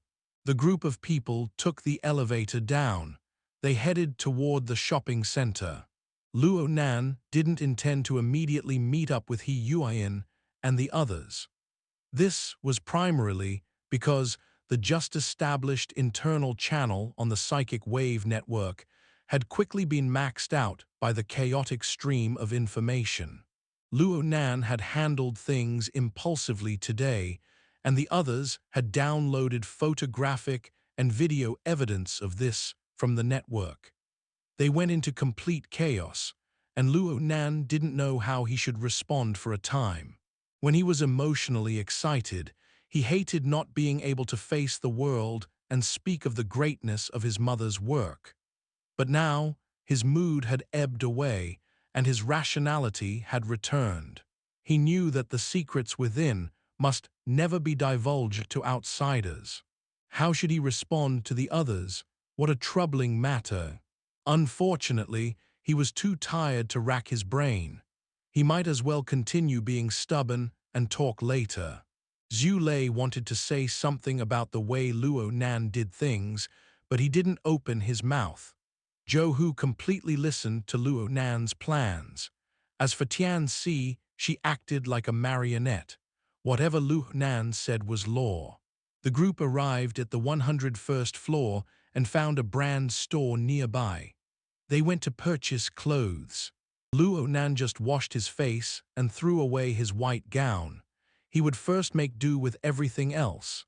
As for Tianxi, no matter how much she would have to make do, she would need to spend a bit of time. The three guys just stood waiting in the store. Zai Junping's call came at exactly this time. He pelted Luo Nan with a question, "Where the hell did you go?" Luo Nan glanced at the dazzling lineup of women's clothing. "I'm buying clothes." Zai Junping clearly choked for a second. He paused before asking, "Where's Lista?" "He's with me. What's going on?" Zai Junping chuckled. It's nothing. I'm just asking." Both of you two suddenly disappeared. Tang Yi came over just now, and we couldn't find you two at all. Luo Nan suddenly thought of something. He turned a bit to the side, and his eyes brushed past the most striking fixture outside the store, the central crystal pillar spanning over 140 stories of the building. The Devil Ray was swimming about inside, attracting quite a few guests to stop and watch. "Ask Yao Feng for me about how much the price of that mutant Devil Ray is." "So it really was." Zai Junping coughed hard. "It's nothing, something went down the wrong pipe." The sudden rise in pitch was forcefully suppressed. This was how Zai Junping concluded things. Zai Junping's latter words were given to deal with his companions on his side. But as he spoke to Luo Nan again, he dialed his voice down into a whisper. He couldn't refrain from shivering in excitement. "Nanster, why you? It really was you. The internet is going to explode, don't you know? Yao Feng just got the news and is under pressure. Oh right, he shouldn't have recognized that it was you. Then he's quite retarded." Luo Nan didn't want to keep talking, so he just reminded Zai Junping, "I'll be over in a bit. Don't forget to ask him the price." He hung up the call upon saying this. Luo Nan admitted to himself that asking Yao Feng the price of the Devil Ray was an impulsive thought. He really liked looking down at gear from the sky, experiencing marvelous feelings and appreciating the beauty of the building to the limits. It naturally was ideal to obtain the Devil Ray for himself. Of course, more realistic factors were at play. The power of the mutant Devil Ray's fleshly body was tyrannical. In addition to that, its muscles were pliable, tough, and top-notch. It could control them extremely well. It could be used for many purposes, mostly acting as a substitution for Luo Nan's weak fleshly body and for doing some antagonistic work. Possessing this weapon companion was a key factor in Luo Nan's survival for the future. Luo Nan was truly tired. He was in the clothing display area, and he simply sat on a stool meant for trying on shoes. He flipped open his notebook, and the flexible e-ink screen lit up. He subconsciously opened the second layer of the drawing software, and the lustrous star river nearly dazzled his eyes. The heart lantern of the eye's orifice, under the effects of coupling, practically swept clear the turbid dark clouds within the star river. The 8 extremes were illuminated, and the myriad of life sketches formed hundreds and thousands of constellations. They revolved inside and outside the format pyramid, rising and sinking. This was a grand star atlas, practically drawing one's mind within. Luo Nan didn't look at it carefully and just exhaled with a low sigh. He returned to the upper layer of the software and easily created a blank interface. His electronic pen drew out lines. The pen soared as it went up, and it paused as it went down. It moved chaotically, drawing out an unknown composition. Zhu Lei was standing by his side when he suddenly said, "Nanster, why don't you transfer me over to that order club you're in?" Chapter 318, Cracked Ice, Part 2-2. Translator, Strivon. Luo Nan raised his head in amazement. He didn't really understand. Zhu Lei continued speaking. "The gym master will need to rest for some time after moving his gym. He won't need me to help him for the time being. I joined my current school society in name only. There's no point in me going. You should simply give Brother Ping a call and transfer me over. We can look out for each other, okay?" Luo Nan absent-mindedly said, "Of course it's good to be looked out for." Currently, the right to the ownership of gear was in the middle of a bidding war. Whether it would fall to the hands of the Mystic Arts Research Society or the Construction Society, Luo Nan was a single force. If he could have a trustworthy friend help him. Hold on. This wasn't a situation of looking out for one another. Luo Nan finally understood Zhu Lei's thoughts. Zhu Lei wanted to act as his bodyguard. Luo Nan was willing to admit that with Zhu Lei guarding nearby, his weak body would be compensated for. If he had paired Zhu Lei with his mental attacks and other techniques from the beginning, today's situation would have gone smoothly without a hitch. However, Luo Nan understood something clearly. Future troubles were coming, and they wouldn't be on the same level as today's. "It isn't just the two of us, Lista. There are many factors here. There are your parents and my aunt's family." Luo Nan spoke softly and gravely. He talked and talked, breaking off in the end. The resurgence of worked-up emotions made it unavoidable for Luo Nan's myriad of thoughts to become chaotic. They were like weeds flourishing in his mind. Frankly speaking, the schemes that Headquarters Investigation Team employed truly shocked him. Forceful abduction, hostage-taking, arson. This group of people had no compunctions at all. They were capable of doing anything. And this was only Headquarters. Luo Nan didn't forget that there was Quantum Corporation, and especially Yan Yongbo, who had been eyeing gear all this time for whatever purpose. The Order of Justice seemed to have withdrawn for the time being, but the situation with Headquarters was a matter of great importance, looking at how active they are. They couldn't possibly stick their heads in the sand like ostriches. There was more. Various powers remained uncountable by Luo Nan. From the madness that came from making the human-faced arachnid, Luo Nan could see that there were far too many greedy people in this world. One of them could pop out at any time. How could just he and Zhu Lei handle this? All right, there was also the Xia City branch of the society. But looking at today's circumstances, they were limited no matter how he asked for help. Though Yueyin and the others had done their best to support him, there still remained gaps in coverage. They couldn't immediately appear before him. It would be even worse for his family, whose priority levels would likely be lower than his. Luo Nan didn't know how to formulate his concerns to Zhu Lei for a time. It was in this moment that Tianxi had walked out from the fitting room, having finished changing clothes. Now wasn't a good time to be picky about clothes. Tianxi just chose the closest brand named clothes and casually paired them up. It was probably because she was very cold from being dropped inside the pool, so she wore a wool coat with a velvet jacket. She covered her upper body very tightly. Her lower body was wrapped in a pleated long skirt, and it hung to her ankles. She was also wearing a pair of Oxford high heels, which she bought on the way. She was already sweating a bit, standing in a warm and cozy shopping mall. Her moist long hair was draped behind her back, and her cheeks flushed red. She looked like she had just taken a bath. Tianxi nudged her way step by step before Luo Nan just like this.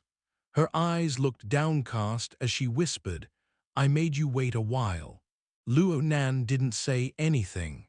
The topic of the order club that Zhu Lei wanted to talk about wasn't something that could be straightened out with idle chatter.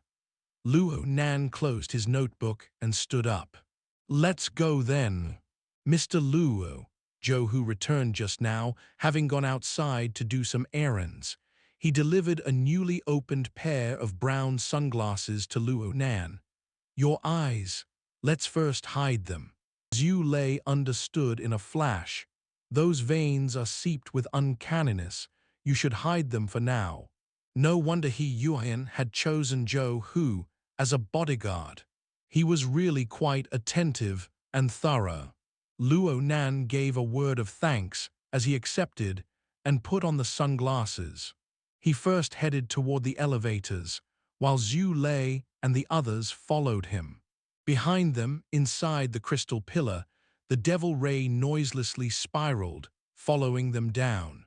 The original plan had Luo Nan be directly admitted to the hospital upon arrival for examination. However, the matter with the devil ray was brought up in the call with Zai Junping just now. Luo Nan wanted to go to the party venue and see the specifics surrounding the situation. Zhou Hu, who followed by his side, had no objection toward this. The group of people quickly returned to the 88th floor. According to the party's schedule, the warming-up time should have ended, and the actual party should be officially starting. However, Luo Nan and the others arrived to see that the area surrounding the crystal pillar was clearly a bit chaotic. The buzzing of commotion never stopped. Luo Nan contacted Zai Junping once more, and Zai Junping informed him, "A skylight has been opened in the crystal pillar. Never has such a thing happened since the building was completed. Many activities have been postponed for the sake of safety. Yao Fu has lost face and is cursing quite a bit. Hold on a sec." Zai Junping and Hu Huiying were still in conversation with Yao Feng. They couldn't slip away for a time. Luo Nan looked around him. As fortune would have it, the elevator they took placed them right where they first encountered Yao Feng, as well as the sofa corner with that He Donglou. Not a trace of the troublesome characters could be seen in this moment. Only a few strangers sat there in idle chatter. The sofa corner was quite spacious and wide. It was fine for resting and discussion. Luo Nan notified Zai Junping, and he led Zai Junping and the others over. He intended to rest there and wait for Zai Junping to meet up with them. Luo Nan and the others took a left turn, but there was a group of people on the right who saw them come out of the elevator. Someone immediately shouted bizarrely, "By thunder and fire, how ferociously intense!" They changed their clothes. "What do you think went down?" "Two of them went, and there are four who came back." "Wow. You can't judge a book by its cover." Listening to his friends be noisy, and seeing them mostly point at Tianxi, Zhu Maoxun's expression turned uglier and uglier. Their group had lost their drive after being frightened by the sunglasses man with black teeth. They ran out of the 124th floor in extreme humiliation. They just barely recovered some energy and went back up. But the next elevator contained a white-collared worker with a face full of blood. His head was smashed so hard that it turned flat, and the man sank into a deep coma. This gave them another shock. They didn't know what was going on upstairs. Then the police intervened, and the group of people helplessly returned back to the party. The party activities hit a setback as well. It could be said that nothing went smoothly for them. In the middle of their gloom, they suddenly saw Tianxi and Luo Nan return, but they returned with a hell of an appearance. Zhu Maoxun began grinding his teeth. The friends next to him were quite familiar with him. They saw wisps of blood appear in Zhu Maoxun's eyes. Zhu Maoxun had donned the appearance of the butcher. They shut their mouths one by one. It wasn't odd, thinking about it. There was a relationship. Clothes had been changed.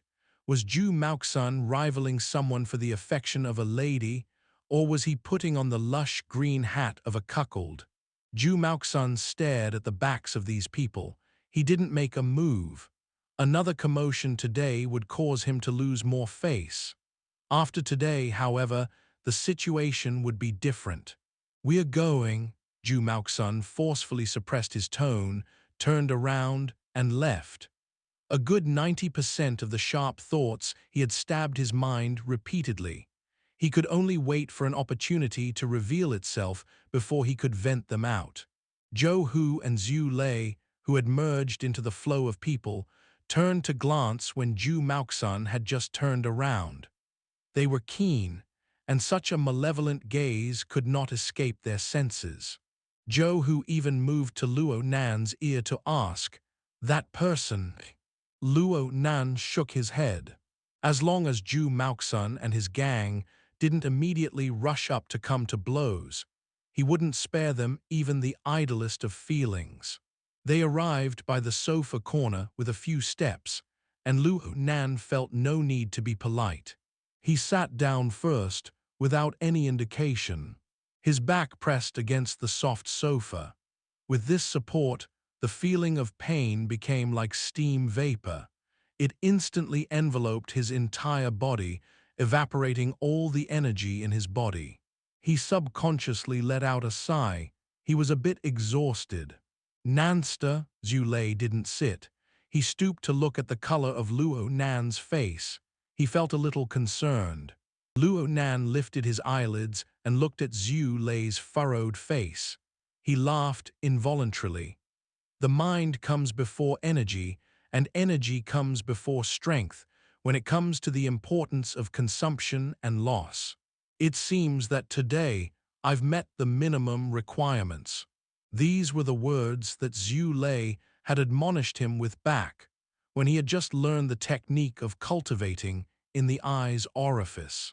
Luo Nan had implemented these words into reality when faced with the enemy today.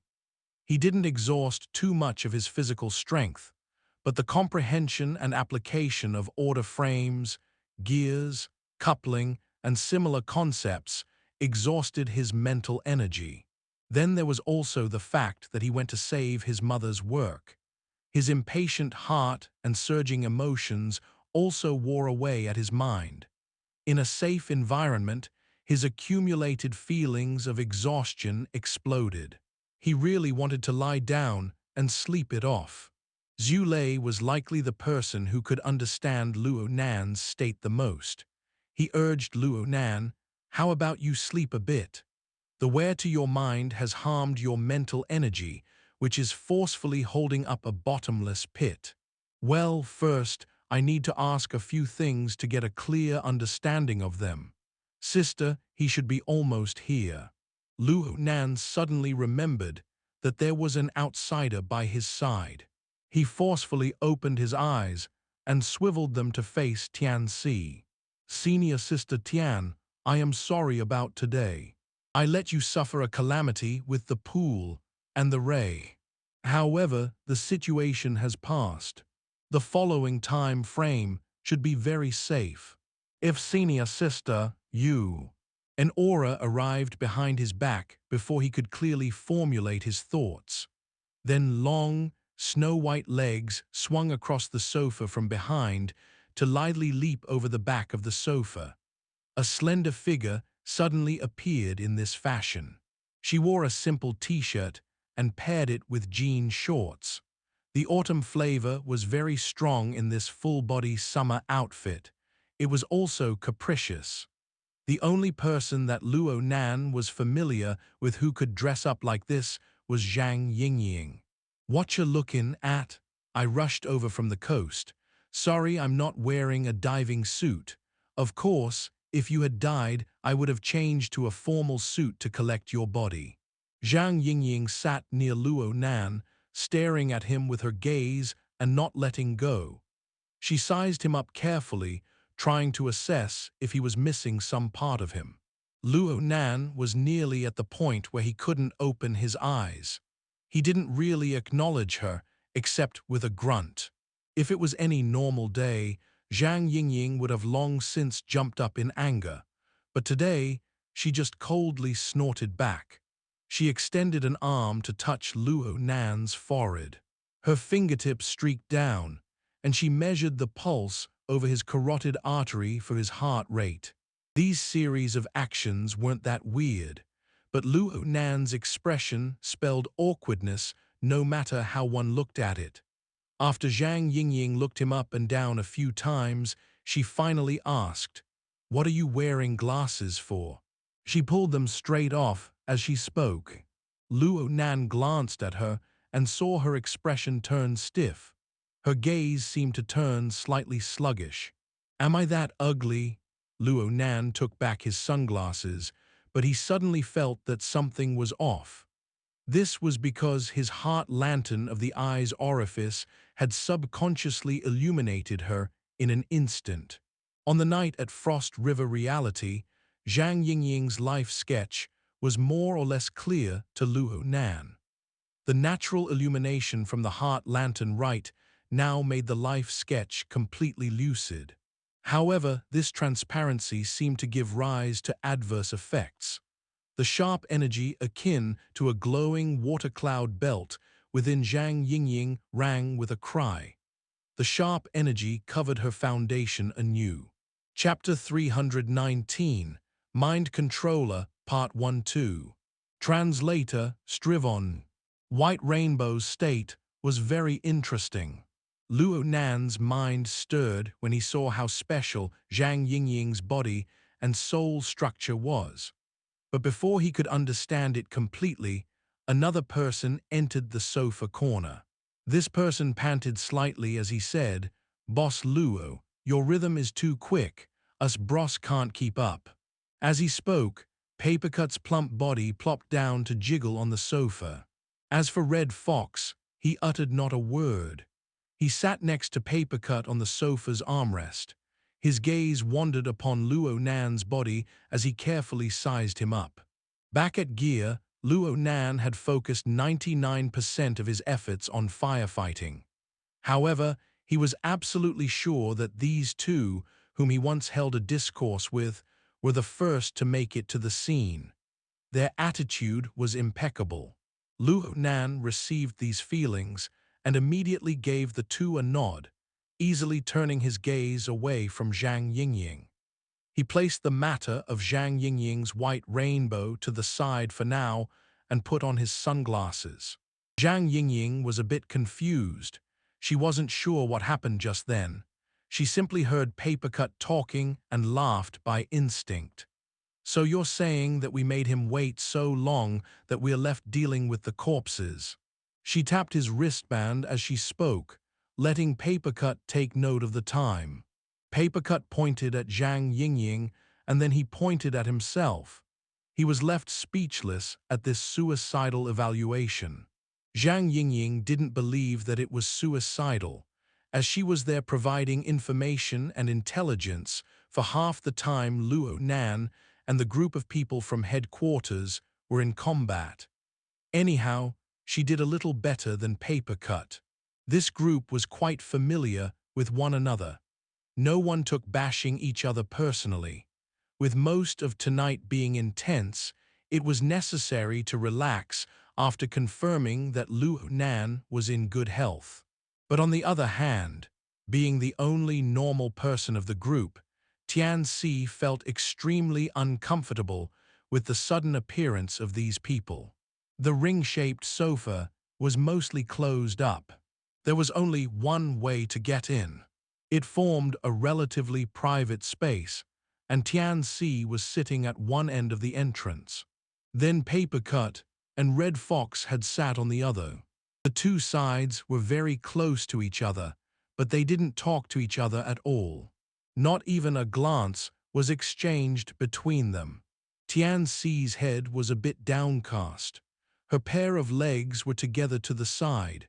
Her bearing was a dignified one, but half her body was outside, like her current situation. With the passing of time, the most remarkable self-defense mechanism of the human race, forgetting, began to display its effects. The nightmare-like experience gradually blurred, and Tianxi stepped back a bit from her dazed and fear-trembling state. Her thoughts began forming once more. The 88th floor was the venue for the friendship party between Pingjiang District's first-rate educational establishments. Though the members of the party could be said to have a few years of experience, fundamentally speaking, they were all still students. Ignoring Luo Nan and Zhu Lei, of the people who arrived one after another in the sofa area, only the long-legged beautiful woman shining with youth was a bit like a student. The other three people had the dense air that indicated being members of society upon their bodies. And the previously acquainted Zhou Hu was the oldest level figure, being in his 40s. These people surrounded Luo Nan, and they were discordant with the surrounding environment. They were all on good terms with each other, and they naturally formed a circle. When they came here and sat down, the few students who sat at the sofa corner in idle conversation felt a bit uneasy for some reason. These students soon got up and left. Only Luo Nan's group of people remained in the sofa corner. At most, there was the bartender at the small bar in the back. Are these people all like Luo Nan, puppeteer, and so on? Are they powerful people who possess inconceivable abilities? Tianxi couldn't help guessing. The circle she was in contact with now was very far apart from her original school, and the light political circles she was familiar with. They were so far apart that she was incapable of understanding it. She felt overwhelmed. However, it was very dreamlike to be able to form a relationship with this circle. Of course, it was mostly of the nightmare variety. Tianxi was in the middle of adjusting her thoughts when a topic suddenly dropped down on her. The long-legged, beautiful woman, who appeared to be younger than her by a few years, had turned her gaze over. Is she the female lead in the first half? She's really not bad. You really like the older women, eh? I've never seen you with someone younger. Hearing this load of crap, Luo Nan was ready to roll his eyes even though he was super tired. Tianxi was rather embarrassed by Zhang Yingying's words. Her emotions stimulated some memories, and she suddenly remembered that it was this voice who told Luo Nan to abandon her and throw her away for being a burden. Tianxi knew that she shouldn't get vent out her anger on these powerful people. On the contrary, being targeted time and time again stimulated the pride that existed in the bottom of her heart. Of course, she wouldn't use intense methods to express herself. She just lowered her eyes and sat upright at the end of the sofa. She was more calm and reserved than before. This lovely bearing of hers displayed vulnerability the most clearly. It was really capable of evoking the protective nature of the opposite sex. Luo Nan didn't forget the friendship he had with Tianxi from her mentioning coupling theory. He naturally helped her out with a few words. Don't joke around. Senior sister Tian is an excellent student of our school's design institute. She will be undertaking advanced studies next year. It's highly likely she will be the apprentice to continue my mother's research. Oh, little Miss Scholar, I see. From the outside, it looked like you two were going to enjoy blessings and endure misfortune together. Zhang Yingying spoke with a smile. The ripple that ran through her eyes contained a hidden meaning. Do you know what I mean? Of course, how can I not? If you hadn't changed the subject, I would have asked her to leave already, okay? Regardless of their individual attitudes, Luo Nan and Zhang Yingying already reached an agreement. The matters they were going to discuss next were far too sensitive. It would do nobody good to have Tianxi stay here. Luo Nan intensely resonated his mind as he cast his gaze over at Tianxi. Tianxi, you've endured much torment recently. You must be very tired. It's okay not to participate in this sort of party. Go back and rest, okay? His speech and his words were of concern, but they might as well be an order. Tianxi's mind went blank. It was unknown whether he loosened up or felt bad, but just as Tianxi was about to nod, the quiet man wearing a red jacket suddenly broke his silence. The secretary has opened a ward in the Sacred Heart Hospital. You should go over there to have your body examined in order to avoid residual effects. After a moment of stupefaction, Tianxi regained herself. She was being spoken to. She cast her gaze toward Luo Nan very consciously, for she wanted to see what his attitude would be. Luo Nan was a bit suspicious as he looked at Red Fox. Red Fox's mouth twitched as he said, "This is going with the flow." Zhang Yingying immediately changed her stance as she sneered. If going with the flow is useful, then today's matter wouldn't have escalated to these extremes. Oh right, where's Secretary He? She's the one who wants us to convene together, and she's late. She should be at the hospital. Papercut was worried that Red Fox and Zhang Yingying would get into a quarrel. He rushed to butt in, and he asked Luo Nan, "Speaking of which, why the hell did you come here? Did you want to stay here until the party ends? I'm waiting for some news." Luo Nan briefly mentioned the matter with the Devil Ray. "I'm thinking that having that toy by my side would make things safer. I really didn't know that you're actually someone with connections." Zhang Yingying's eyes were wide open. She looked very surprised. Of course, she was just mocking him. Papercut scratched his head. "Nanster, didn't I tell you? Mutants that are of a higher quality are never less than 10 million in price on the market. The market probably values the Devil Ray to be." Before Papercut could finish speaking, Zai Junping's noisy voice entered his ear from the crowd. "Nanster, you're fine, right?" Zai Junping and Hu Huying hastily made their way over. Zai Junping had seen that one of the many figures in the sofa corner appeared vaguely to be Luo Nan. He didn't think much, just directly calling out and asking. Once he spoke out, he suddenly realized that 6 to 7 pairs of eyes were staring at him. They were all new faces to him. No, there was one who looked familiar. Zhang Yingying. "Oh, sucker, hello." Zhang Yingying smiled as she waved. She turned her head to give Luo Nan a second expression of admiration. "So you actually had him go negotiate the price." Before Luo Nan could speak, Zai Junping exploded. "What do you mean by actually?" Zhang Yingying rubbed her fingers against each other. "How much money?" Zai Junping's voice immediately dropped an octave. 60 million. Zhang Yingying spread her hands. Ha ha.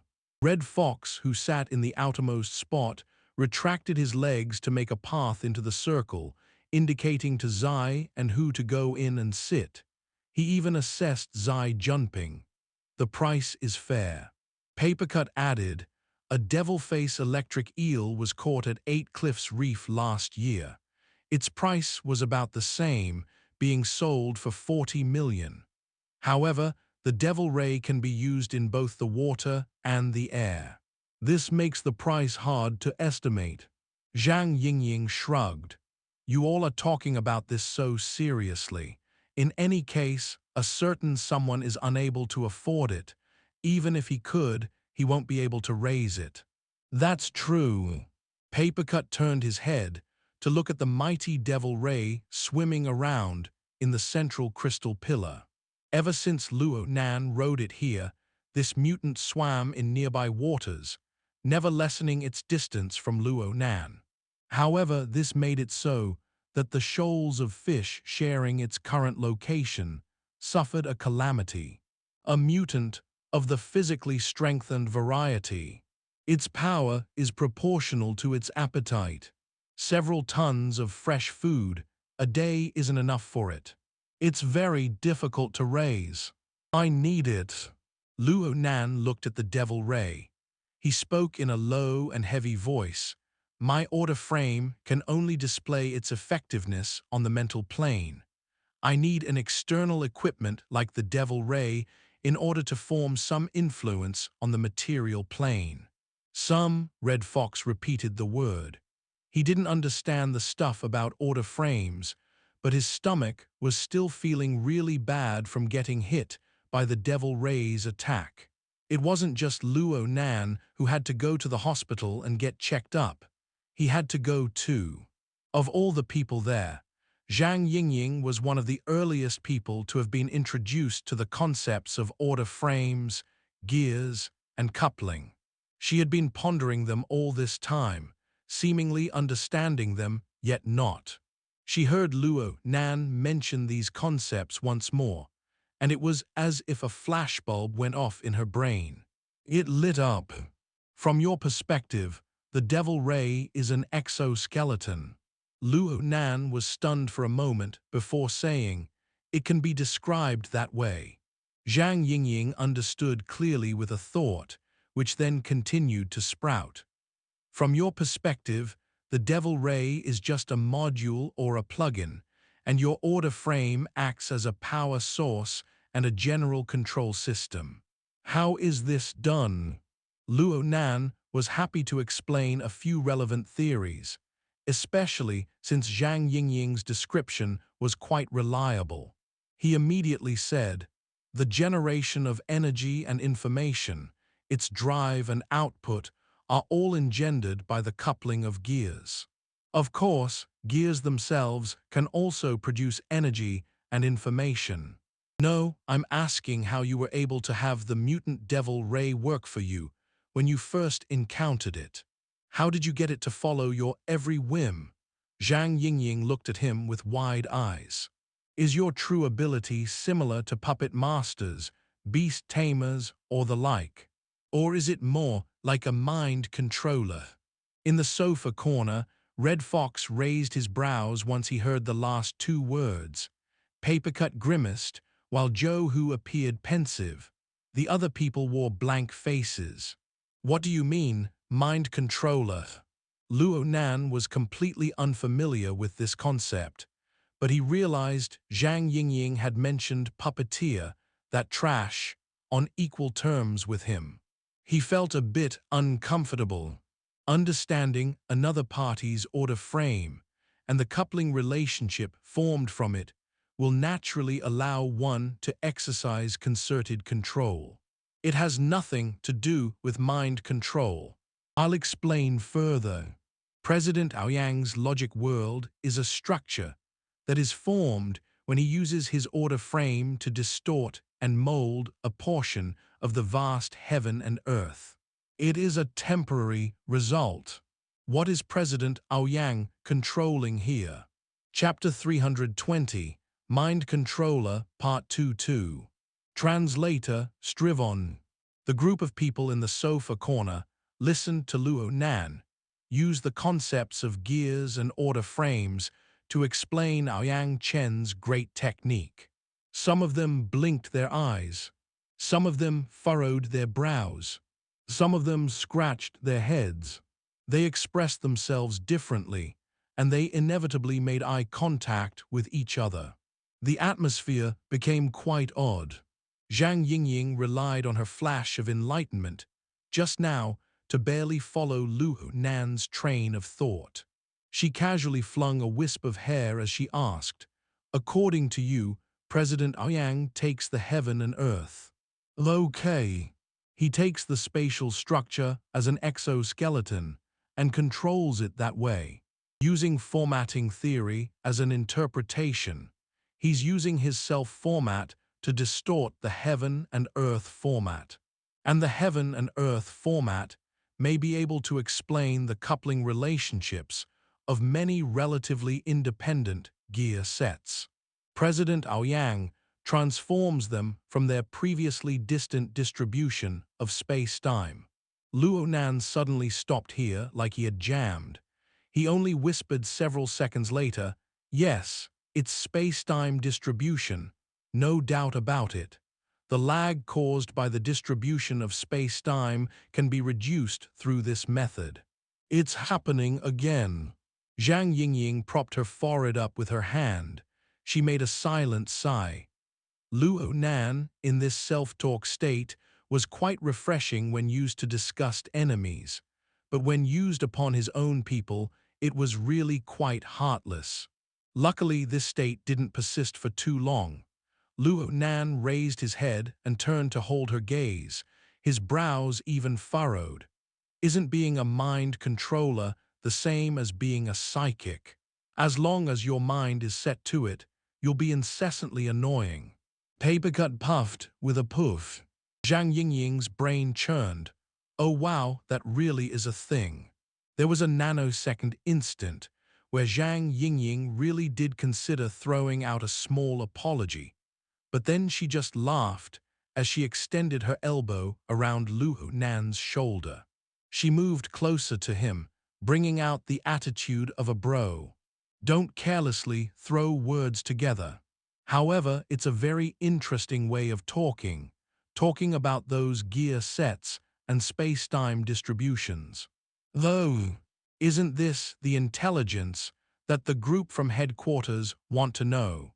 Is it really okay for you to just spit it out like this? I didn't start talking about these things because someone was acting horribly. Luo Nan didn't believe that the logic world was any mystery. Perhaps Yuan's actions could barely count. However, Yueyin didn't warn him that the group from headquarters didn't have any patience for questioning. Zhang Yingying's lips twitched. You talk about it quite easily. The matter with Yuan, I asked my boss. She only spoke vaguely about it. This may be because she doesn't understand formatting theory. Luo Nan clearly knew that Zhang Yingying's boss was the famous and outstanding Her Majesty Wu Huang, the martial empress. But due to his subtle mood, he blurted out jokingly, "From my perspective, the facts are very clear. It is precisely because of President Aoyang's technique that Yuan found it easy. He took advantage of the situation to lock on to a place that was originally very distant. He jumped over there through a shortcut. There still wasn't anyone who could truly understand his formatting theory and coupling theory. But with the logic behind them described clearly, Zhang Yingying and the others imagined the situation and got the gist of the picture. Luo Nan didn't want to be associated with the title of mind controller. He had zero idea what this title meant, so he asked, not understanding, what sort of profession is the mind controller? It should be considered the next step of a hypnosis master. Mind controllers are experts in leading and controlling the minds of people. They are very popular in all sorts of religious orders. The weaker ones can be responsible for preaching and sermonizing work. The more powerful ones can become core priests. There are some who are simply the leaders of their orders. Speaking of which, we haven't gone over this before. The person who had spoken wasn't part of the people within the ring-shaped sofa. It was Bamboo Pole, who had just walked into the sofa corner. He was an expert on secret orders, having done extensive research on them. He started Luo Nan off with the powerful people of every major order in his notes on the major characters of the world course. This was a very important part of his course. Luo Nan shook his head. He didn't have the faintest of an impression. By now he saw Yueyin.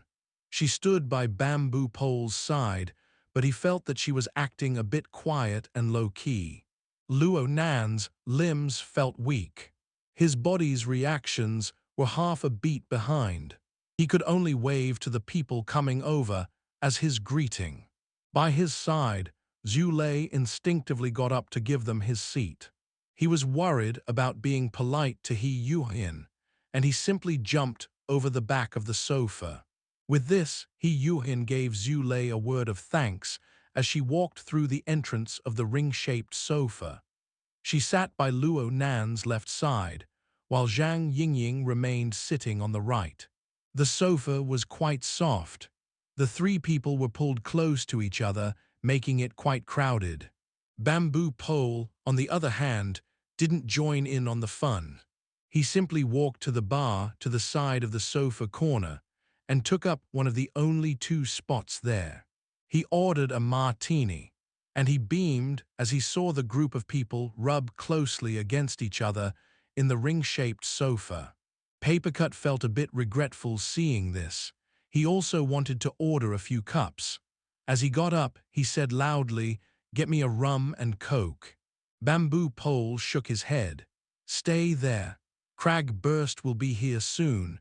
With the size of his body, don't invite him to go over to where you all are. It will be torture." He waved to Zhu Lei behind the sofa. "Lista, fancy a cup." "I'm not old enough." Zhu Lei wasn't of drinking age, and the public venue managed things very strictly.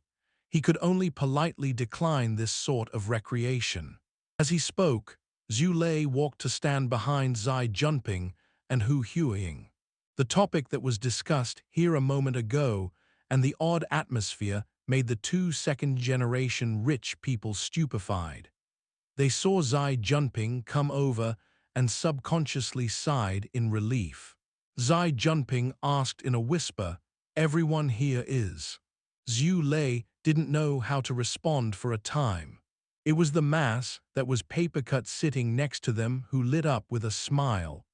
"We are people of the same profession in the same society. It's like your school's Mystic Arts Research Society. Our field is similar." Zai Junping went, "Oh." His thoughts were undecipherable, but his expression turned very odd and unusual. At the other side, after being seated for several seconds, Yueyin spoke in a low voice, "Apologies, Mr. Luo. I made a mistake in my work, causing this situation to emerge." Luo Nan didn't talk. He wasn't angry at Yueyin. However, saying a few words like "it's okay" was an absolutely impossibility for him. He really did mind when all was said and done. How could he not? Seeing and experiencing how headquarters had no lower bounds in their methods, Luo Nan's mind was filled with thoughts on how to deal with the arrival of enemies in the future, on how to deal with this problem. He wasn't alone. There were his aunt and uncle. There were his close friends living in Xia City. There was also gear, which couldn't be moved at all. All kinds of restraints, all of which must be handled. All respects must be thorough. It was an impossible task to accomplish, no matter how he looked at it. Before a clear path ahead could be seen in one's train of thought, one's thoughts would naturally trace backward, upstream to spread to various what if. Then maybe, in the event that. So, and similar lines of thought. Reproach, regret, and similar emotions came with these thoughts as well. Luo Nan didn't have enough mental energy to imagine what had yet to happen. But those vague emotions still existed as before. Following He Yueyin's honest apology, his emotions, which were like inferior wine that had yet to finish fermenting, broke through the barrel wall to spill out. He didn't have the leisure to mull over how to express himself. He spoke bluntly, "I need a solution. My family, my mother's heart and blood, those scum are willing to do anything." He had spoken these words to Zhu Lei. He had spoken these words to himself. Right now, he spoke these words to He Yueyin. Before, he spoke rationally, but now he was venting his emotions. He Yueyin responded in a low voice. "President Aoyang has already sealed off headquarters' defensive privileges on the psychic wave network. Gong Qi will be leaving Xia City early tomorrow morning." Luo Nan wanted to listen to more, but He Yueyin stopped talking just like that. He glared at her. "Then what?" "The branch is researching the relevant security plan. I take full power and responsibility over the completion of this concrete item." The sofa corner sank into a ridiculous silence at once. Luo Nan was stunned. It took a while before he said, just like this, "Where's a concrete operation, personnel deployment, is there a guarantee this?" Papercut saw that things weren't going too well. He instinctively acted as a peacemaker. "Nanster, it isn't that the Secretary isn't going to do anything. The asymmetric warfare of ability users targeting normal people is a very difficult worldly problem. There are countless permutations, so it's fundamentally impossible to make a contingency plan. The Secretary says she will use her full power and take full responsibility. She'll certainly shoulder this. Everyone will also do their utmost to help, right?" Papercut had good intentions, but Luo Nan's mind grew heavier and heavier. He absolutely didn't doubt He Yueyin's sense of responsibility, but he felt that doing their utmost might not be effective. It seemed that things were headed to the worst possible outcome. Putting himself in another's shoes, Luo Nan understood that if he wanted to make a psychic move right now and kill any normal person in Xia City, only Aoyang Chen and Her Majesty, the Martial Empress, only people like them whose levels were incomprehensible to him, could protect civilians from him. Aside from these people, any and all security routine methods were meaningless. Even if He Yueyin mobilized the army to surround the target so that not a drop could trickle through, it would also be useless. Perhaps the amount of ability users who possessed techniques like his were few, but headquarters wasn't lacking in powerful people on the same level or higher. And there were even the Order of Justice, Quantum Corporation, and various powerful organizations. How wouldn't there be countless permutations of techniques? All right, how did he end up standing in opposition against these powers? Luo Nan possessed a mere vague answer in mind. He was unwilling to jump to conclusions, so he simply took a deep breath, put his head in his hands, put his elbows on his knees for support, and pondered with a hanging head. After the horrible consolation by Papercut, not a person answered next.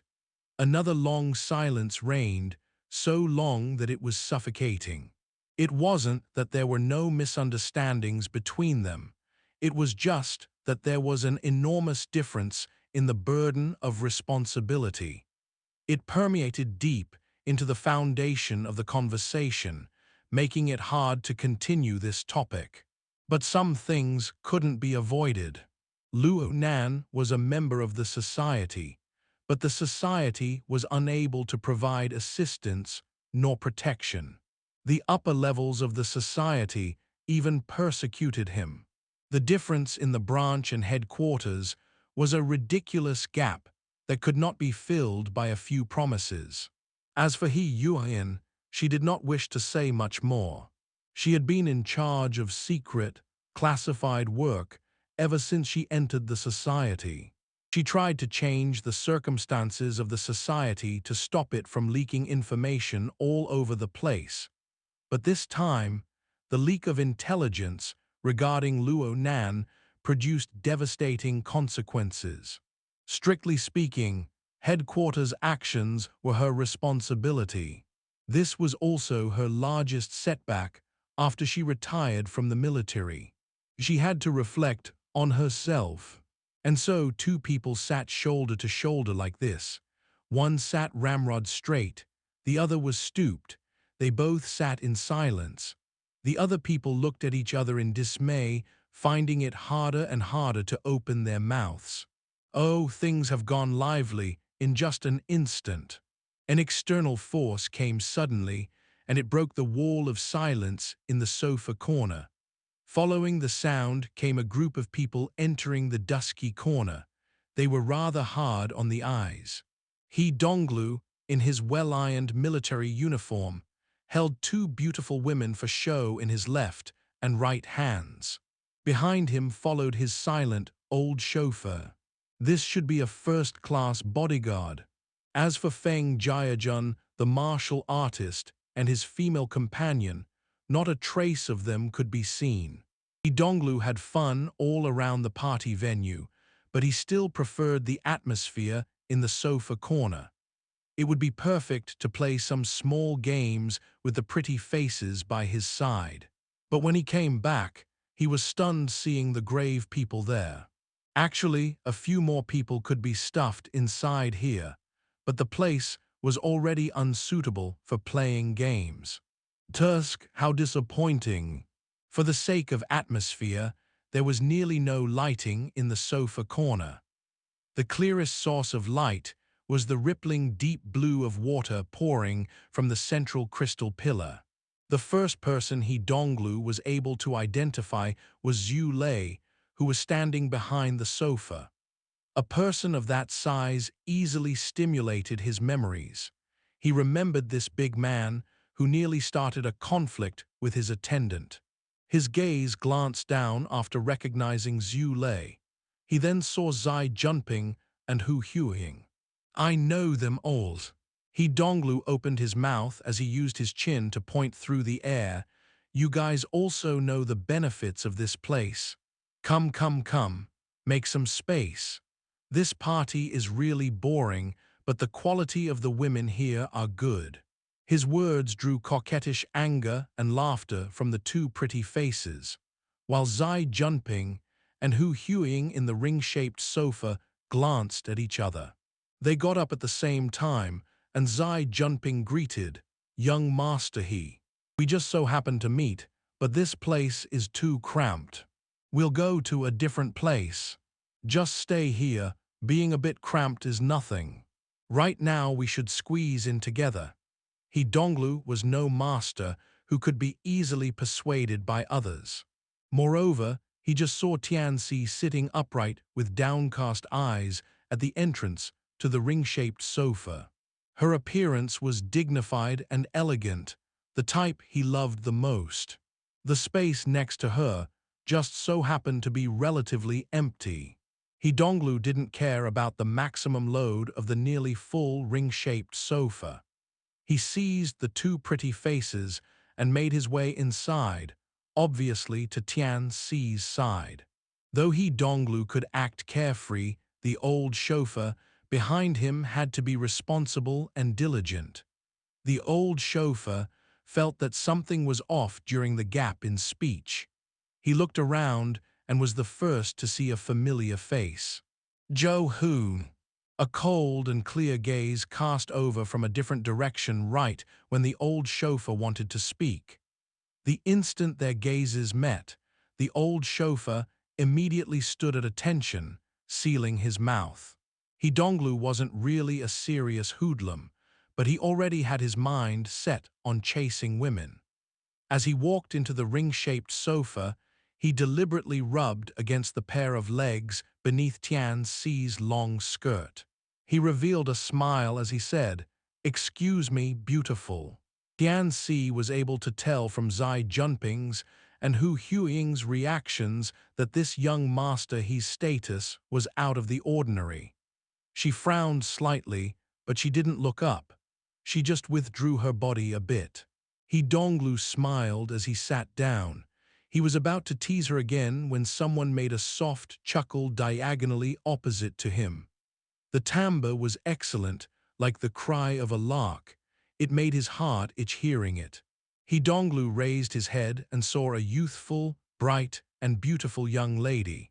She laughed willfully without restraint, revealing a mouth full of white teeth. She didn't hide them at all, seemingly lighting up this dusky corner. Hot damn, this one is nice. He Donglou was at a fun-loving age. He loved playing the magnanimous lord the most. He changed his target at once, and his gaze swept once across the young lady's body as he smiled in greeting. "Beautiful, you're dressed as a student getting pampered by her sugar daddy, of course." Zhang Yingying had been stifled very uncomfortably by the moment of silence before. She had found it hard to speak, but now there was a chance to have fun. She naturally conformed to it. She beamed while hugging Luo Nan's arm, even rocking back and forth. "This is our boss." Chapter 321, An Invisible Man. Translator, Strivon. Beautiful girl, don't you go into the entertainment business. Your acting is far too exaggerated. He Donglou was stunned for a moment. He blinked a few times before adjusting. He easily turned his gaze, looking to see what kind of divinity this boss was. Luo Nan was in the middle of mulling over his difficult problem, when his train of thought was broken by the concerted cacophony between He Donglou and Zhang Yingying. He frowned and raised his head. He Donglou's face just so happened to be illuminated by the rippling deep blue light. "Oh, didn't we meet before?" He Donglou had a bit of an impression, but right now Luo Nan was no longer wearing his white gown. He even wore sunglasses. There were many interfering factors that prevented He Donglou from recognizing Luo Nan for a time. Zai Junping laughed as he introduced, "It's Nanster. You met him here just a moment ago." He Donglou had met many people tonight. It was impossible for him to remember everyone. But he glanced at the large student behind Zai Junping, and a light bulb went off in his mind. He remembered this combination of people. The greatest impression in his memories was of Zai Junping, a martial artist who nearly had a conflict with his other attendant. As for Luo Nan, who had dressed as a psychologist, he barely had the faintest impression of. "Oh, we have met. What happened?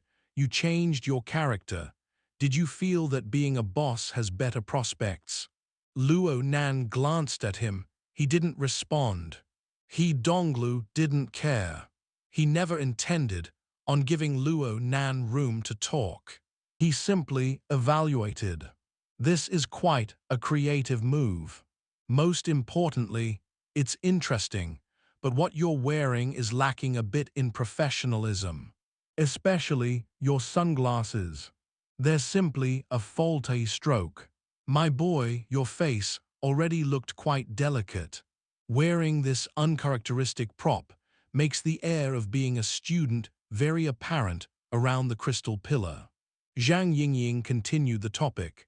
The big boss has done everything quite consciously. Nothing is bad. He has escorts in front and behind. Just look. There are secretaries, lovers, attendants, bodyguards, piles of people. Her fine and long fingers streaked in a circle. In the back, Zhu Lei looked quite like a bodyguard with his tall and solid body. He also possessed the corresponding sense of mission. However, the group of people sitting on the sofa mostly rolled their eyes. He Donglou obviously knew that Zhang Yingying was joking around.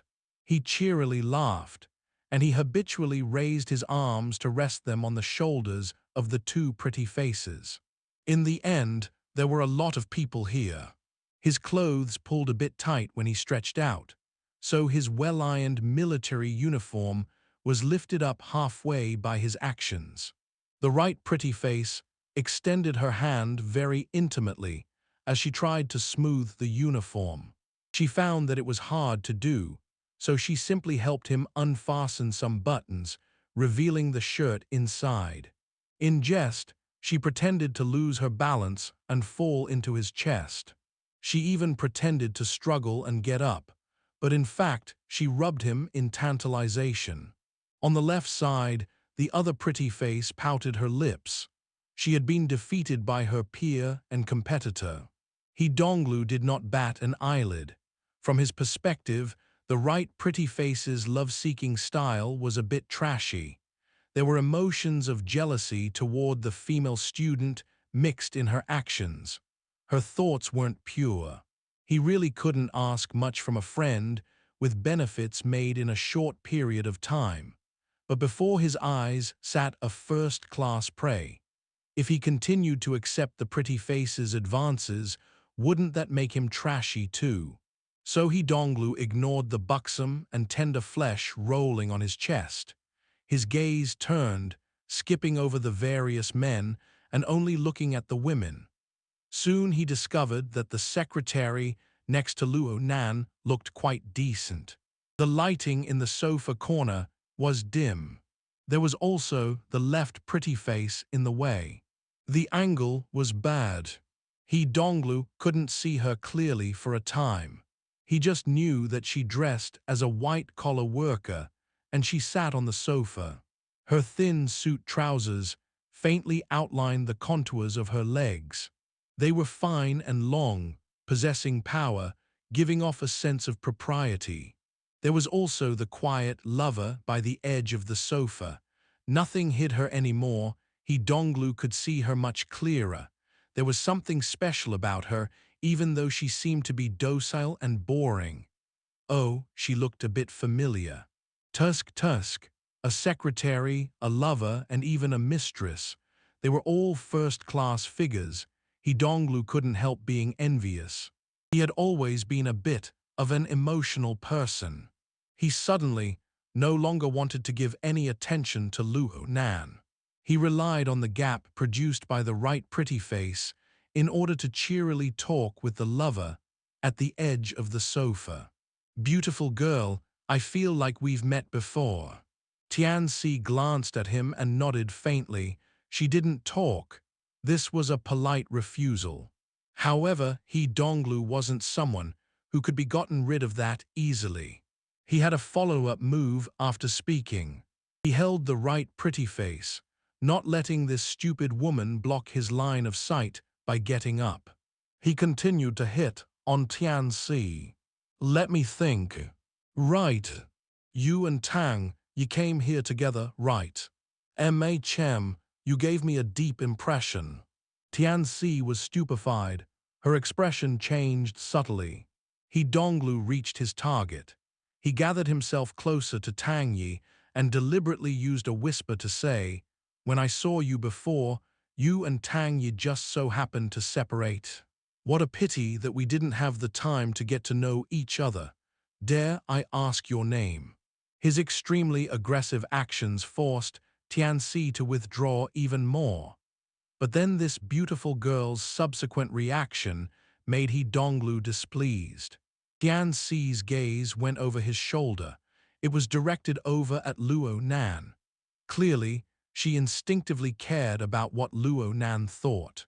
Was she really just role-playing? Oh, there was more. Wasn't the atmosphere in the ring-shaped sofa a bit too quiet?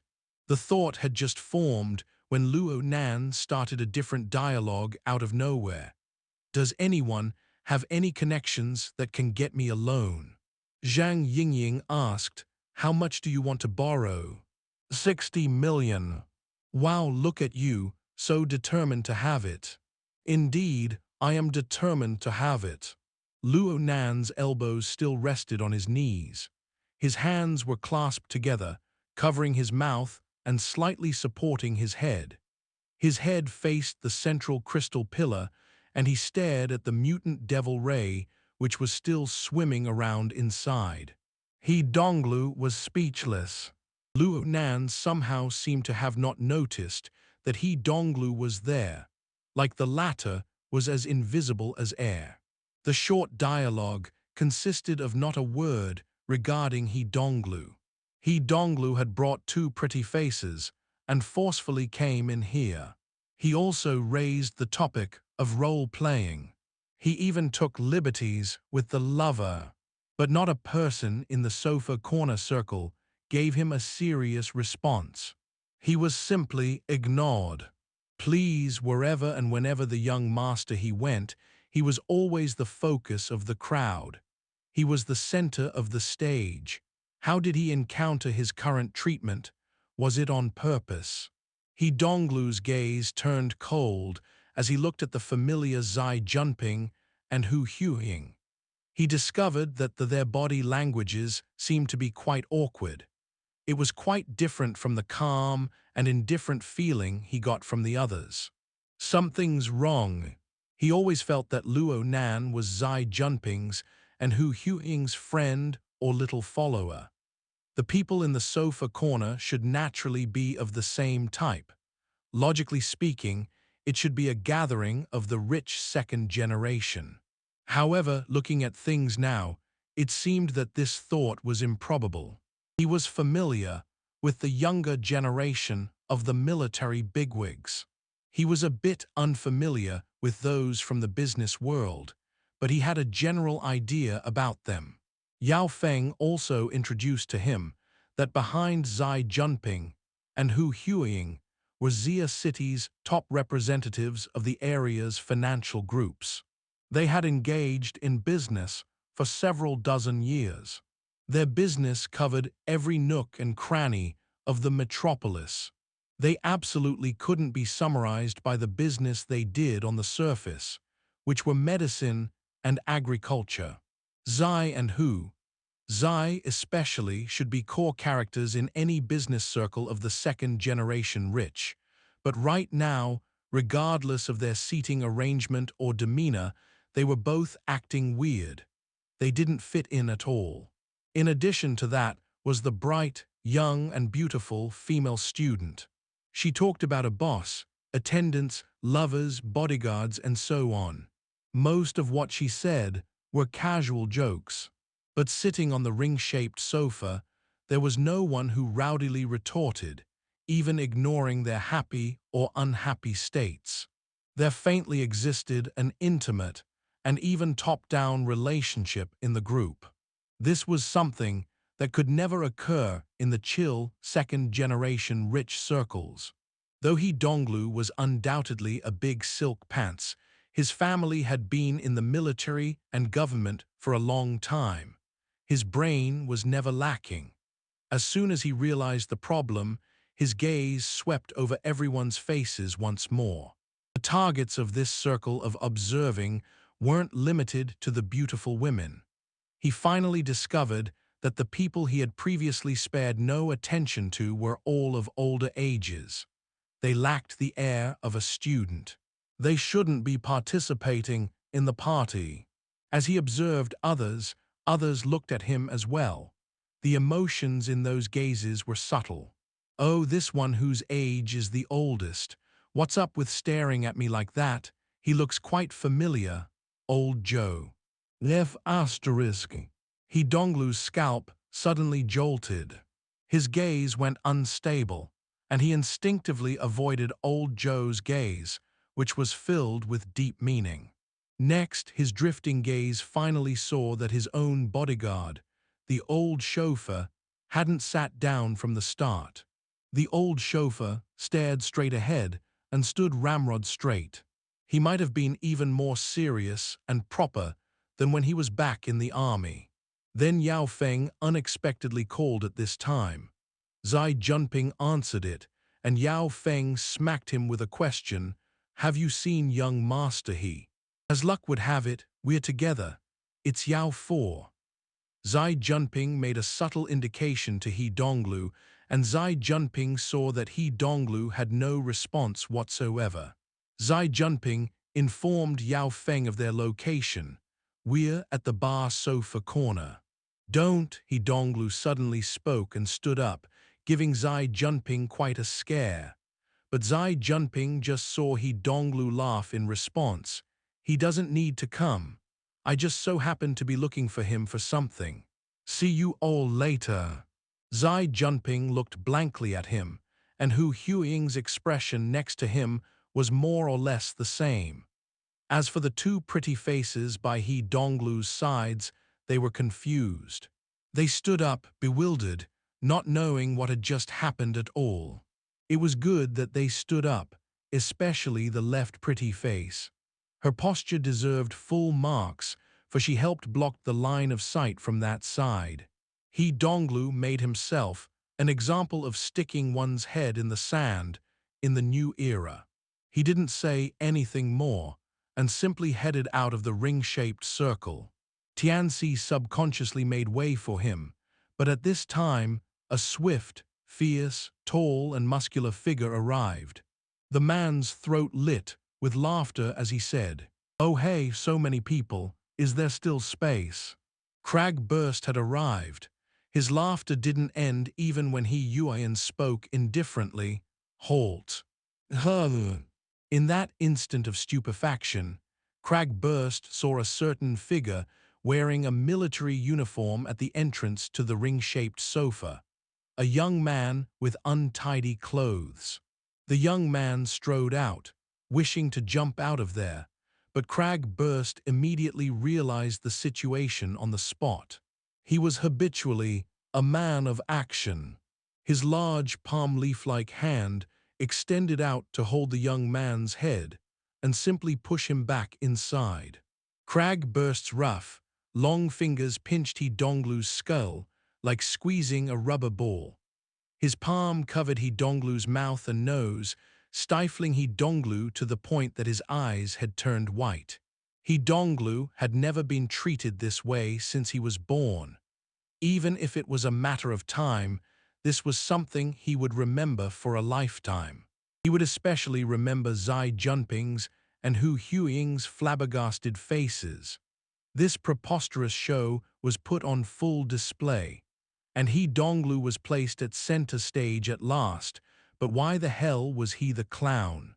Completely horrible emotions rushed to his brain, and He Donglou's face flushed red. Crag burst removed his palm and then hopped about, shouting, "He Yueyin, isn't this your little brother?" The sofa corner turned suddenly silent. Indeed, several people needed to adjust the stability of their facial muscles. But soon Zhang Yingying used a resounding whistle along with loud laughter, a declaration of her failure to adjust. "Wow, Secretary He, the styles of you two, sister and brother, really complement each other." Papercut also broke his efforts and coughed repeatedly. Coughing came with his laughter. He raised his hand to indicate his apologies to He Yueyin. He Yueyin didn't care, but He Donglou was unable to attend to women chasing and the like. He glared with fury at Zhang Yingying and the rest of the group who watched him in enjoyment. An unknown amount of malevolent thoughts boiled in his mind. But soon He Yueyin issued a new order, "Strip." The word came out of nowhere, but He Donglou understood in an instant. His face flushed even redder and he shouted, "Sis, Give me a bit of face. This isn't a real uniform, it's cosplay, a costume. Yueyin didn't speak. She just raised her head from the dense shadows, casting her cold and clear gaze. The left pretty face had long since been stupefied by this scene. Her legs went weak, and she fell back onto the sofa. Now there were no obstacles between the older sister and the younger brother. Everything became clear and distinct. He Donglou was afraid of his sister, especially as a member of a military family. His actions were indeed taboo. In the end, he could only grit his teeth as he took off the military uniform and stuffed it in the bosom of the right pretty face. He waved his arms in agitation, like he was chasing off chickens and ducks. He let those two stupid pretty faces get the hell out. Both of you go, be quick about it. The two pretty faces walked away with faces of stupefaction. He Donglou was now wearing only a white shirt. Even if the building's temperature was regulated quite well, He Donglou still shuddered under the psychological effect. He spread his hands extremely helplessly toward Yueyin. Is this finally okay? Yueyin ignored him. She tilted her head slightly to the side and gently asked Luo Nan, "Mr. Luo, let us go to the hospital right now." Luo Nan knew that it wasn't suitable for them to stay there. He nodded and stood up. As soon as he moved, everyone else followed. The members of the society stood up simultaneously, while those who had no idea of what was happening, like Zai Junping and Tian Si, stood up as well, albeit subconsciously. The group of people walked outward in a dense mass. Hey, what the hell are you all doing?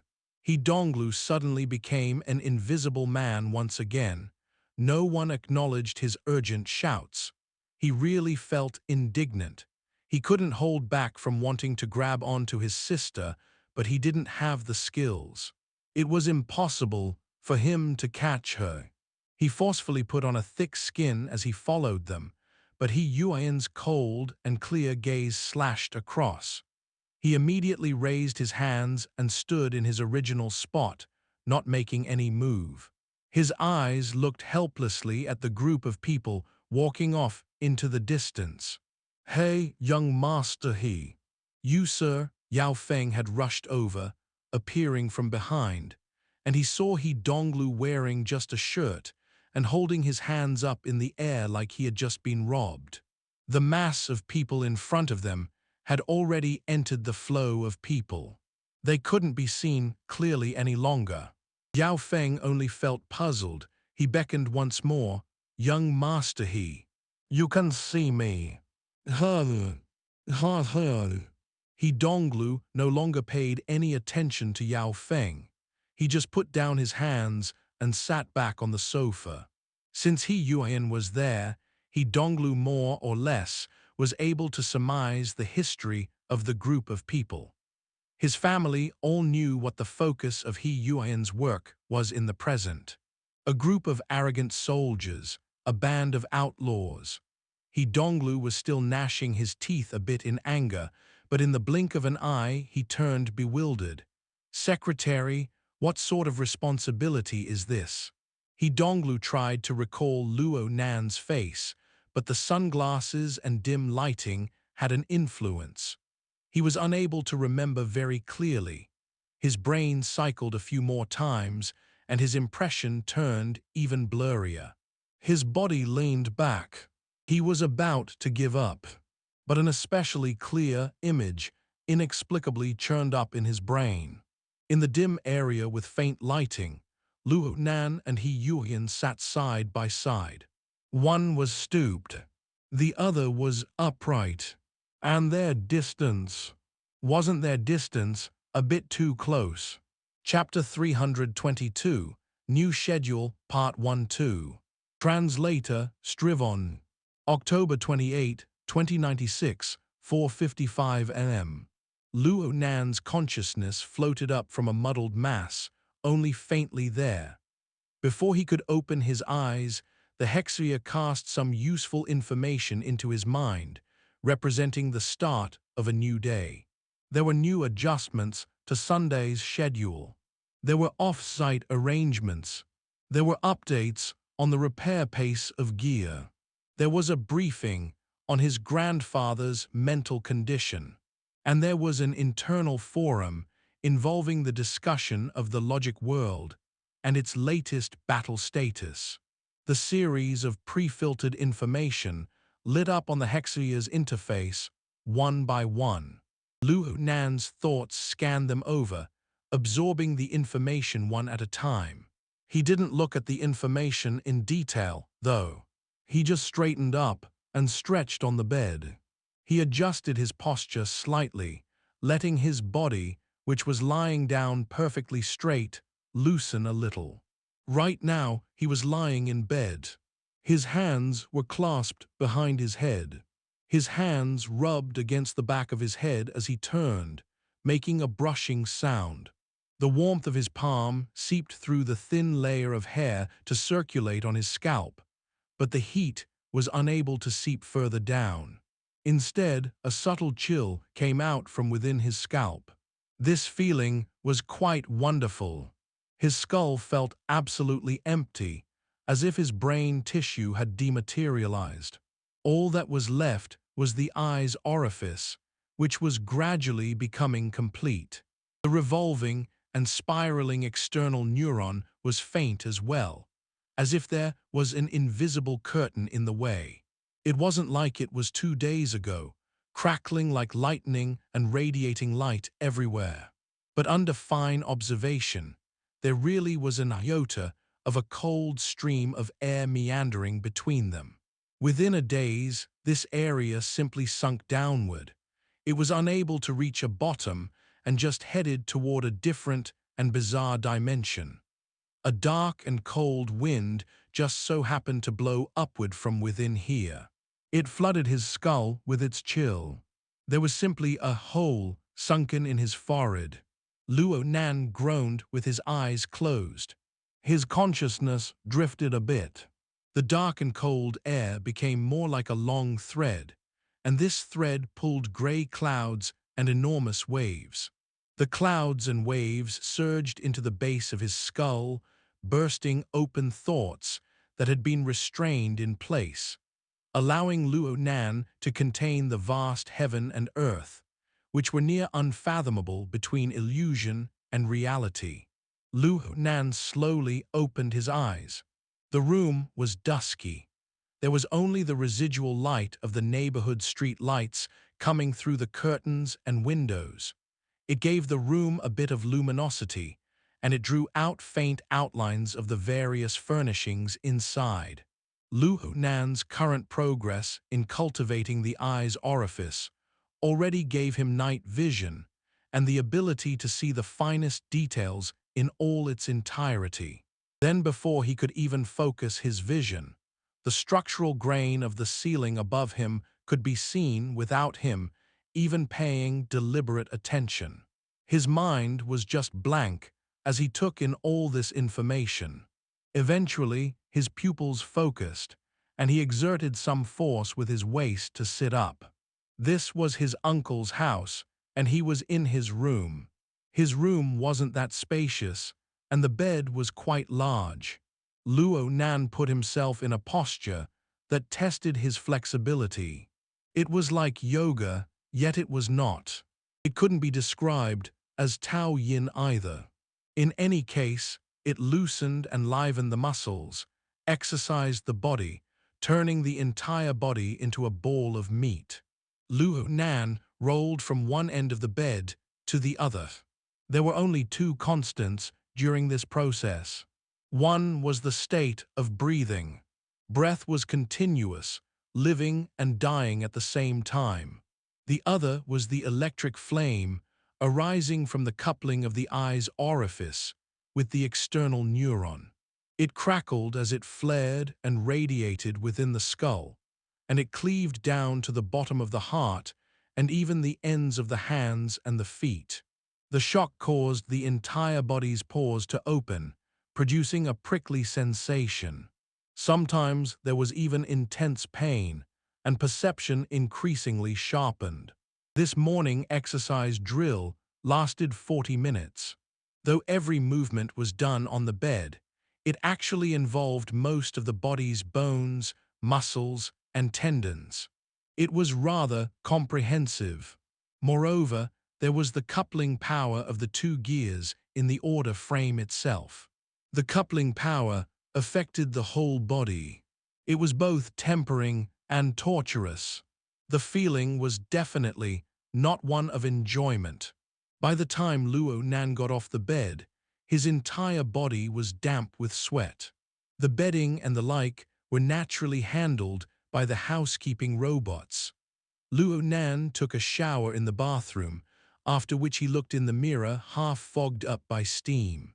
He saw his own stick-thin body, as well as his eyes, which were densely covered in cracks. The cracks in his eyes seemed to have shrunk a bit over the course of 2 days, but they were still quite horrifying in appearance. Lightning would occasionally circulate within them as well. Needless to say, he had to hide them. Luo Nan picked up the lens case that was to the side and put on contact lenses. This toy's other functions couldn't be used, but its cosmetic effects were top-notch. Once Luo Nan had finished all his preparations, the neatly dressed Luo Nan resumed the appearance of a young student. Only then did he head down the stairs and go out to start his regular morning run. A whistle entered his ear just as he ran out of the gate. It came from the Hexuia, and what followed were ad hoc tactical directions. Luo Nan skimmed through the information in his mind, and he quickly turned his head. 50 meters away, hidden in the shadows, he saw a tall and large figure extend an arm. The figure was pointing straight at Luo Nan's head. "Bang, you're still a bit too slow." Crag grinned and laughed, revealing a mouthful of white teeth. "A sneak attack." "Are you sure?" Luo Nan laughed as well, conversing with Crag via the Hexuia while running to meet up with him. Crag wore exercise clothes, looking like a morning runner as well. The two ran shoulder to shoulder. Aside from their difference in height, they weren't different from the other runners with exercise partners. It wasn't a coincidence that Crag appeared outside Luo Nan's house. According to the course schedule arrangements, his morning was allotted for Crag bursts, a crash course on common commands. Everyone was very clear that this was one of the measures of protection for Luo Nan. Throughout the course, Luo Nan was ensured that there was constantly an ability user by his side. If something were to suddenly happen, the ability user could protect Luo Nan and fight in coordination with him. Perhaps such thoughts and arrangements were already made when Yueyin had drafted up the training courses, and headquarters actions had pushed these arrangements from the shadows into daylight. Luo Nan didn't express an opinion toward this arrangement. Compared to himself, he was more concerned about the safety of his grandfather, his aunt, and his uncle, his family. The society also made arrangements regarding this, but the effectiveness had yet to be tested. Luo Nan would rather this be never tested in his lifetime. "I checked the thread this morning. The topic has grown more and more explosively. Most people are blindly making a scene, but there are a few who have very valid points. You don't have a handle to post, right?" The friendship between Crag and Luo Nan developed from fighting side by side. Luo Nan was very close with Crag. He was different from the other teachers. He chatted and gossiped with Luo Nan before teaching, talking about the super popular discussion topic about the logic world. Luo Nan thought about the information he got this morning and shrugged. "Isn't it all just part of the strategy? It looks very effective to me." It had already been over half a month since the night at Frost River Reality, and discussions regarding President Yang Chen's logic world had truly started to heat up. It looked a bit slow in happening, but it was crystal clear to insiders. It was all hype. This was probably the logic behind it. Hey, have you heard of President Aoyang's logic world yet? Spatial rifting to form a world by himself. That's being kick-ass. That's really kick-ass, but this thing is way too big. I don't understand it. You haven't seen the thread? A bunch of people explained it there. It's super clear and logical, seems like they're all extraordinaries. Well, anyway, old man Yu replied. Old man Yu. Yeah, seems like he agrees with the original poster's words. However, seems like the original poster heard it from someone else and expressed it thoughtlessly. It's a bit curvy and tricky. So, Her Majesty the Martial Empress doesn't agree. Whoa, she replied too. The appearance of a graceful beauty. Two parties stand in opposition. Right now the two are no longer making any replies, but the following posts are noisy enough to flip the skies. Thousands upon thousands of posts have been made without end. They clamor to have President Aoyang personally explain it. Tusk, now that I gotta see. In this way, the comedic sketch-like discussion was quite fake, but the thread was unable to withstand the effects of Old Man Yu's and Her Majesty, the Martial Empress's authoritative power. A feeling of eagerness for Aoyang Chen personally explaining his logic world also arose. In a short dozen hours, relevant posts scrolled down the screen. The screen was filled with, in favor of Old Man Yu, long live the Martial Empress, worship Old Man Yu, the Martial Empress is supreme, and so on. Of course, the group of bored and leisurely people wouldn't let Aoyang Chen, the person who started this whole thing, escape that easily. They posted crazily. President Aoyang, come out and receive your guests. Of those outside his laboratory, who has the courage to knock on his door. Don't believe what people tell you until you see it for yourself. He's just talking big, intensely asking before setting off fireworks. Ah no, the logic world.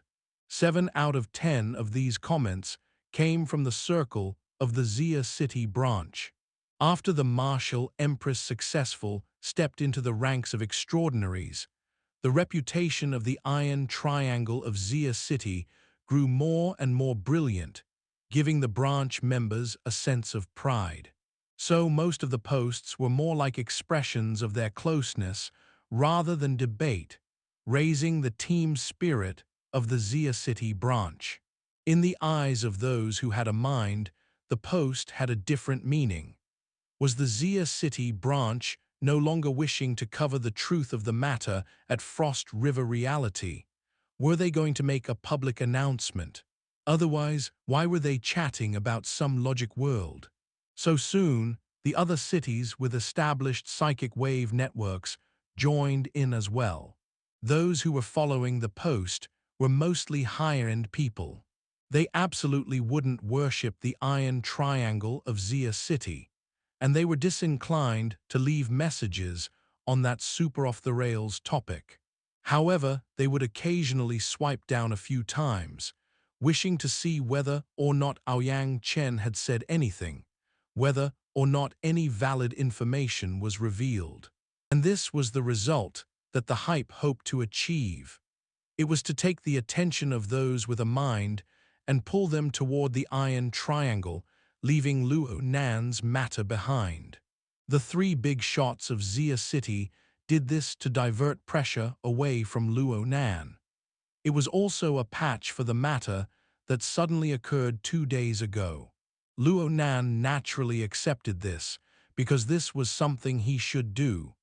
In any case, there were 2 possibilities that this diversion tactic could end with, and Luo Nan was not foolish enough to entrust all his hopes on this tactic.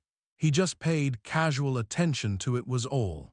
Moreover, The thread was thousands upon thousands of posts long, an extremely lengthy discussion. It confused people. It channeled people inside. It agitated people's emotions. Everything was mixed together. It made Luo Nan dizzy looking at it. It was better to keep a respectful distance from it. In any case, Luo Nan found Crag Burst's attitude odd. Aren't you the type of guy who hates this sort of bullsh** teating the most? How can you read it? How can I not? It's very pleasing to the eyes. Crag Burst gave a thumbs up. Her Majesty, the Martial Empress, has done things quite nicely this time around. There's all sorts of personal photos of her. She's explosively beautiful. There's also the small group of girls in her office. They've lined up for photo shoots. This hasn't happened in the last 10 years. Hurry and save the pictures. Remember not to save it on the Psychic Wave network. Otherwise, as soon as the Martial Empress is in a bad mood, whatever collection you have will all come to an end. All right. Luo Nan now understood why the thread had heated up so explosively. With that said, Luo Nan had known of Her Majesty the Martial Empress, a legendary woman, for a long time, but he never had the fortune to meet her. He was very curious to see what sort of person she was, especially since she was able to make someone of Zhang Yingying's temperament submissive and obedient. The thought had just formed, and Luo Nan wanted to study the thread. He barely opened the web page via the hexia when Crag Burst unexpectedly shrieked, F***ME, my cloud storage. That's a wrap for this installment. Thank you all for watching and supporting Lord of the Stories. If you enjoyed this tale, please hit the like button, share it, and subscribe for more amazing stories. You can also explore other series updated daily in our playlists. Have a fantastic day and see you in the next episode.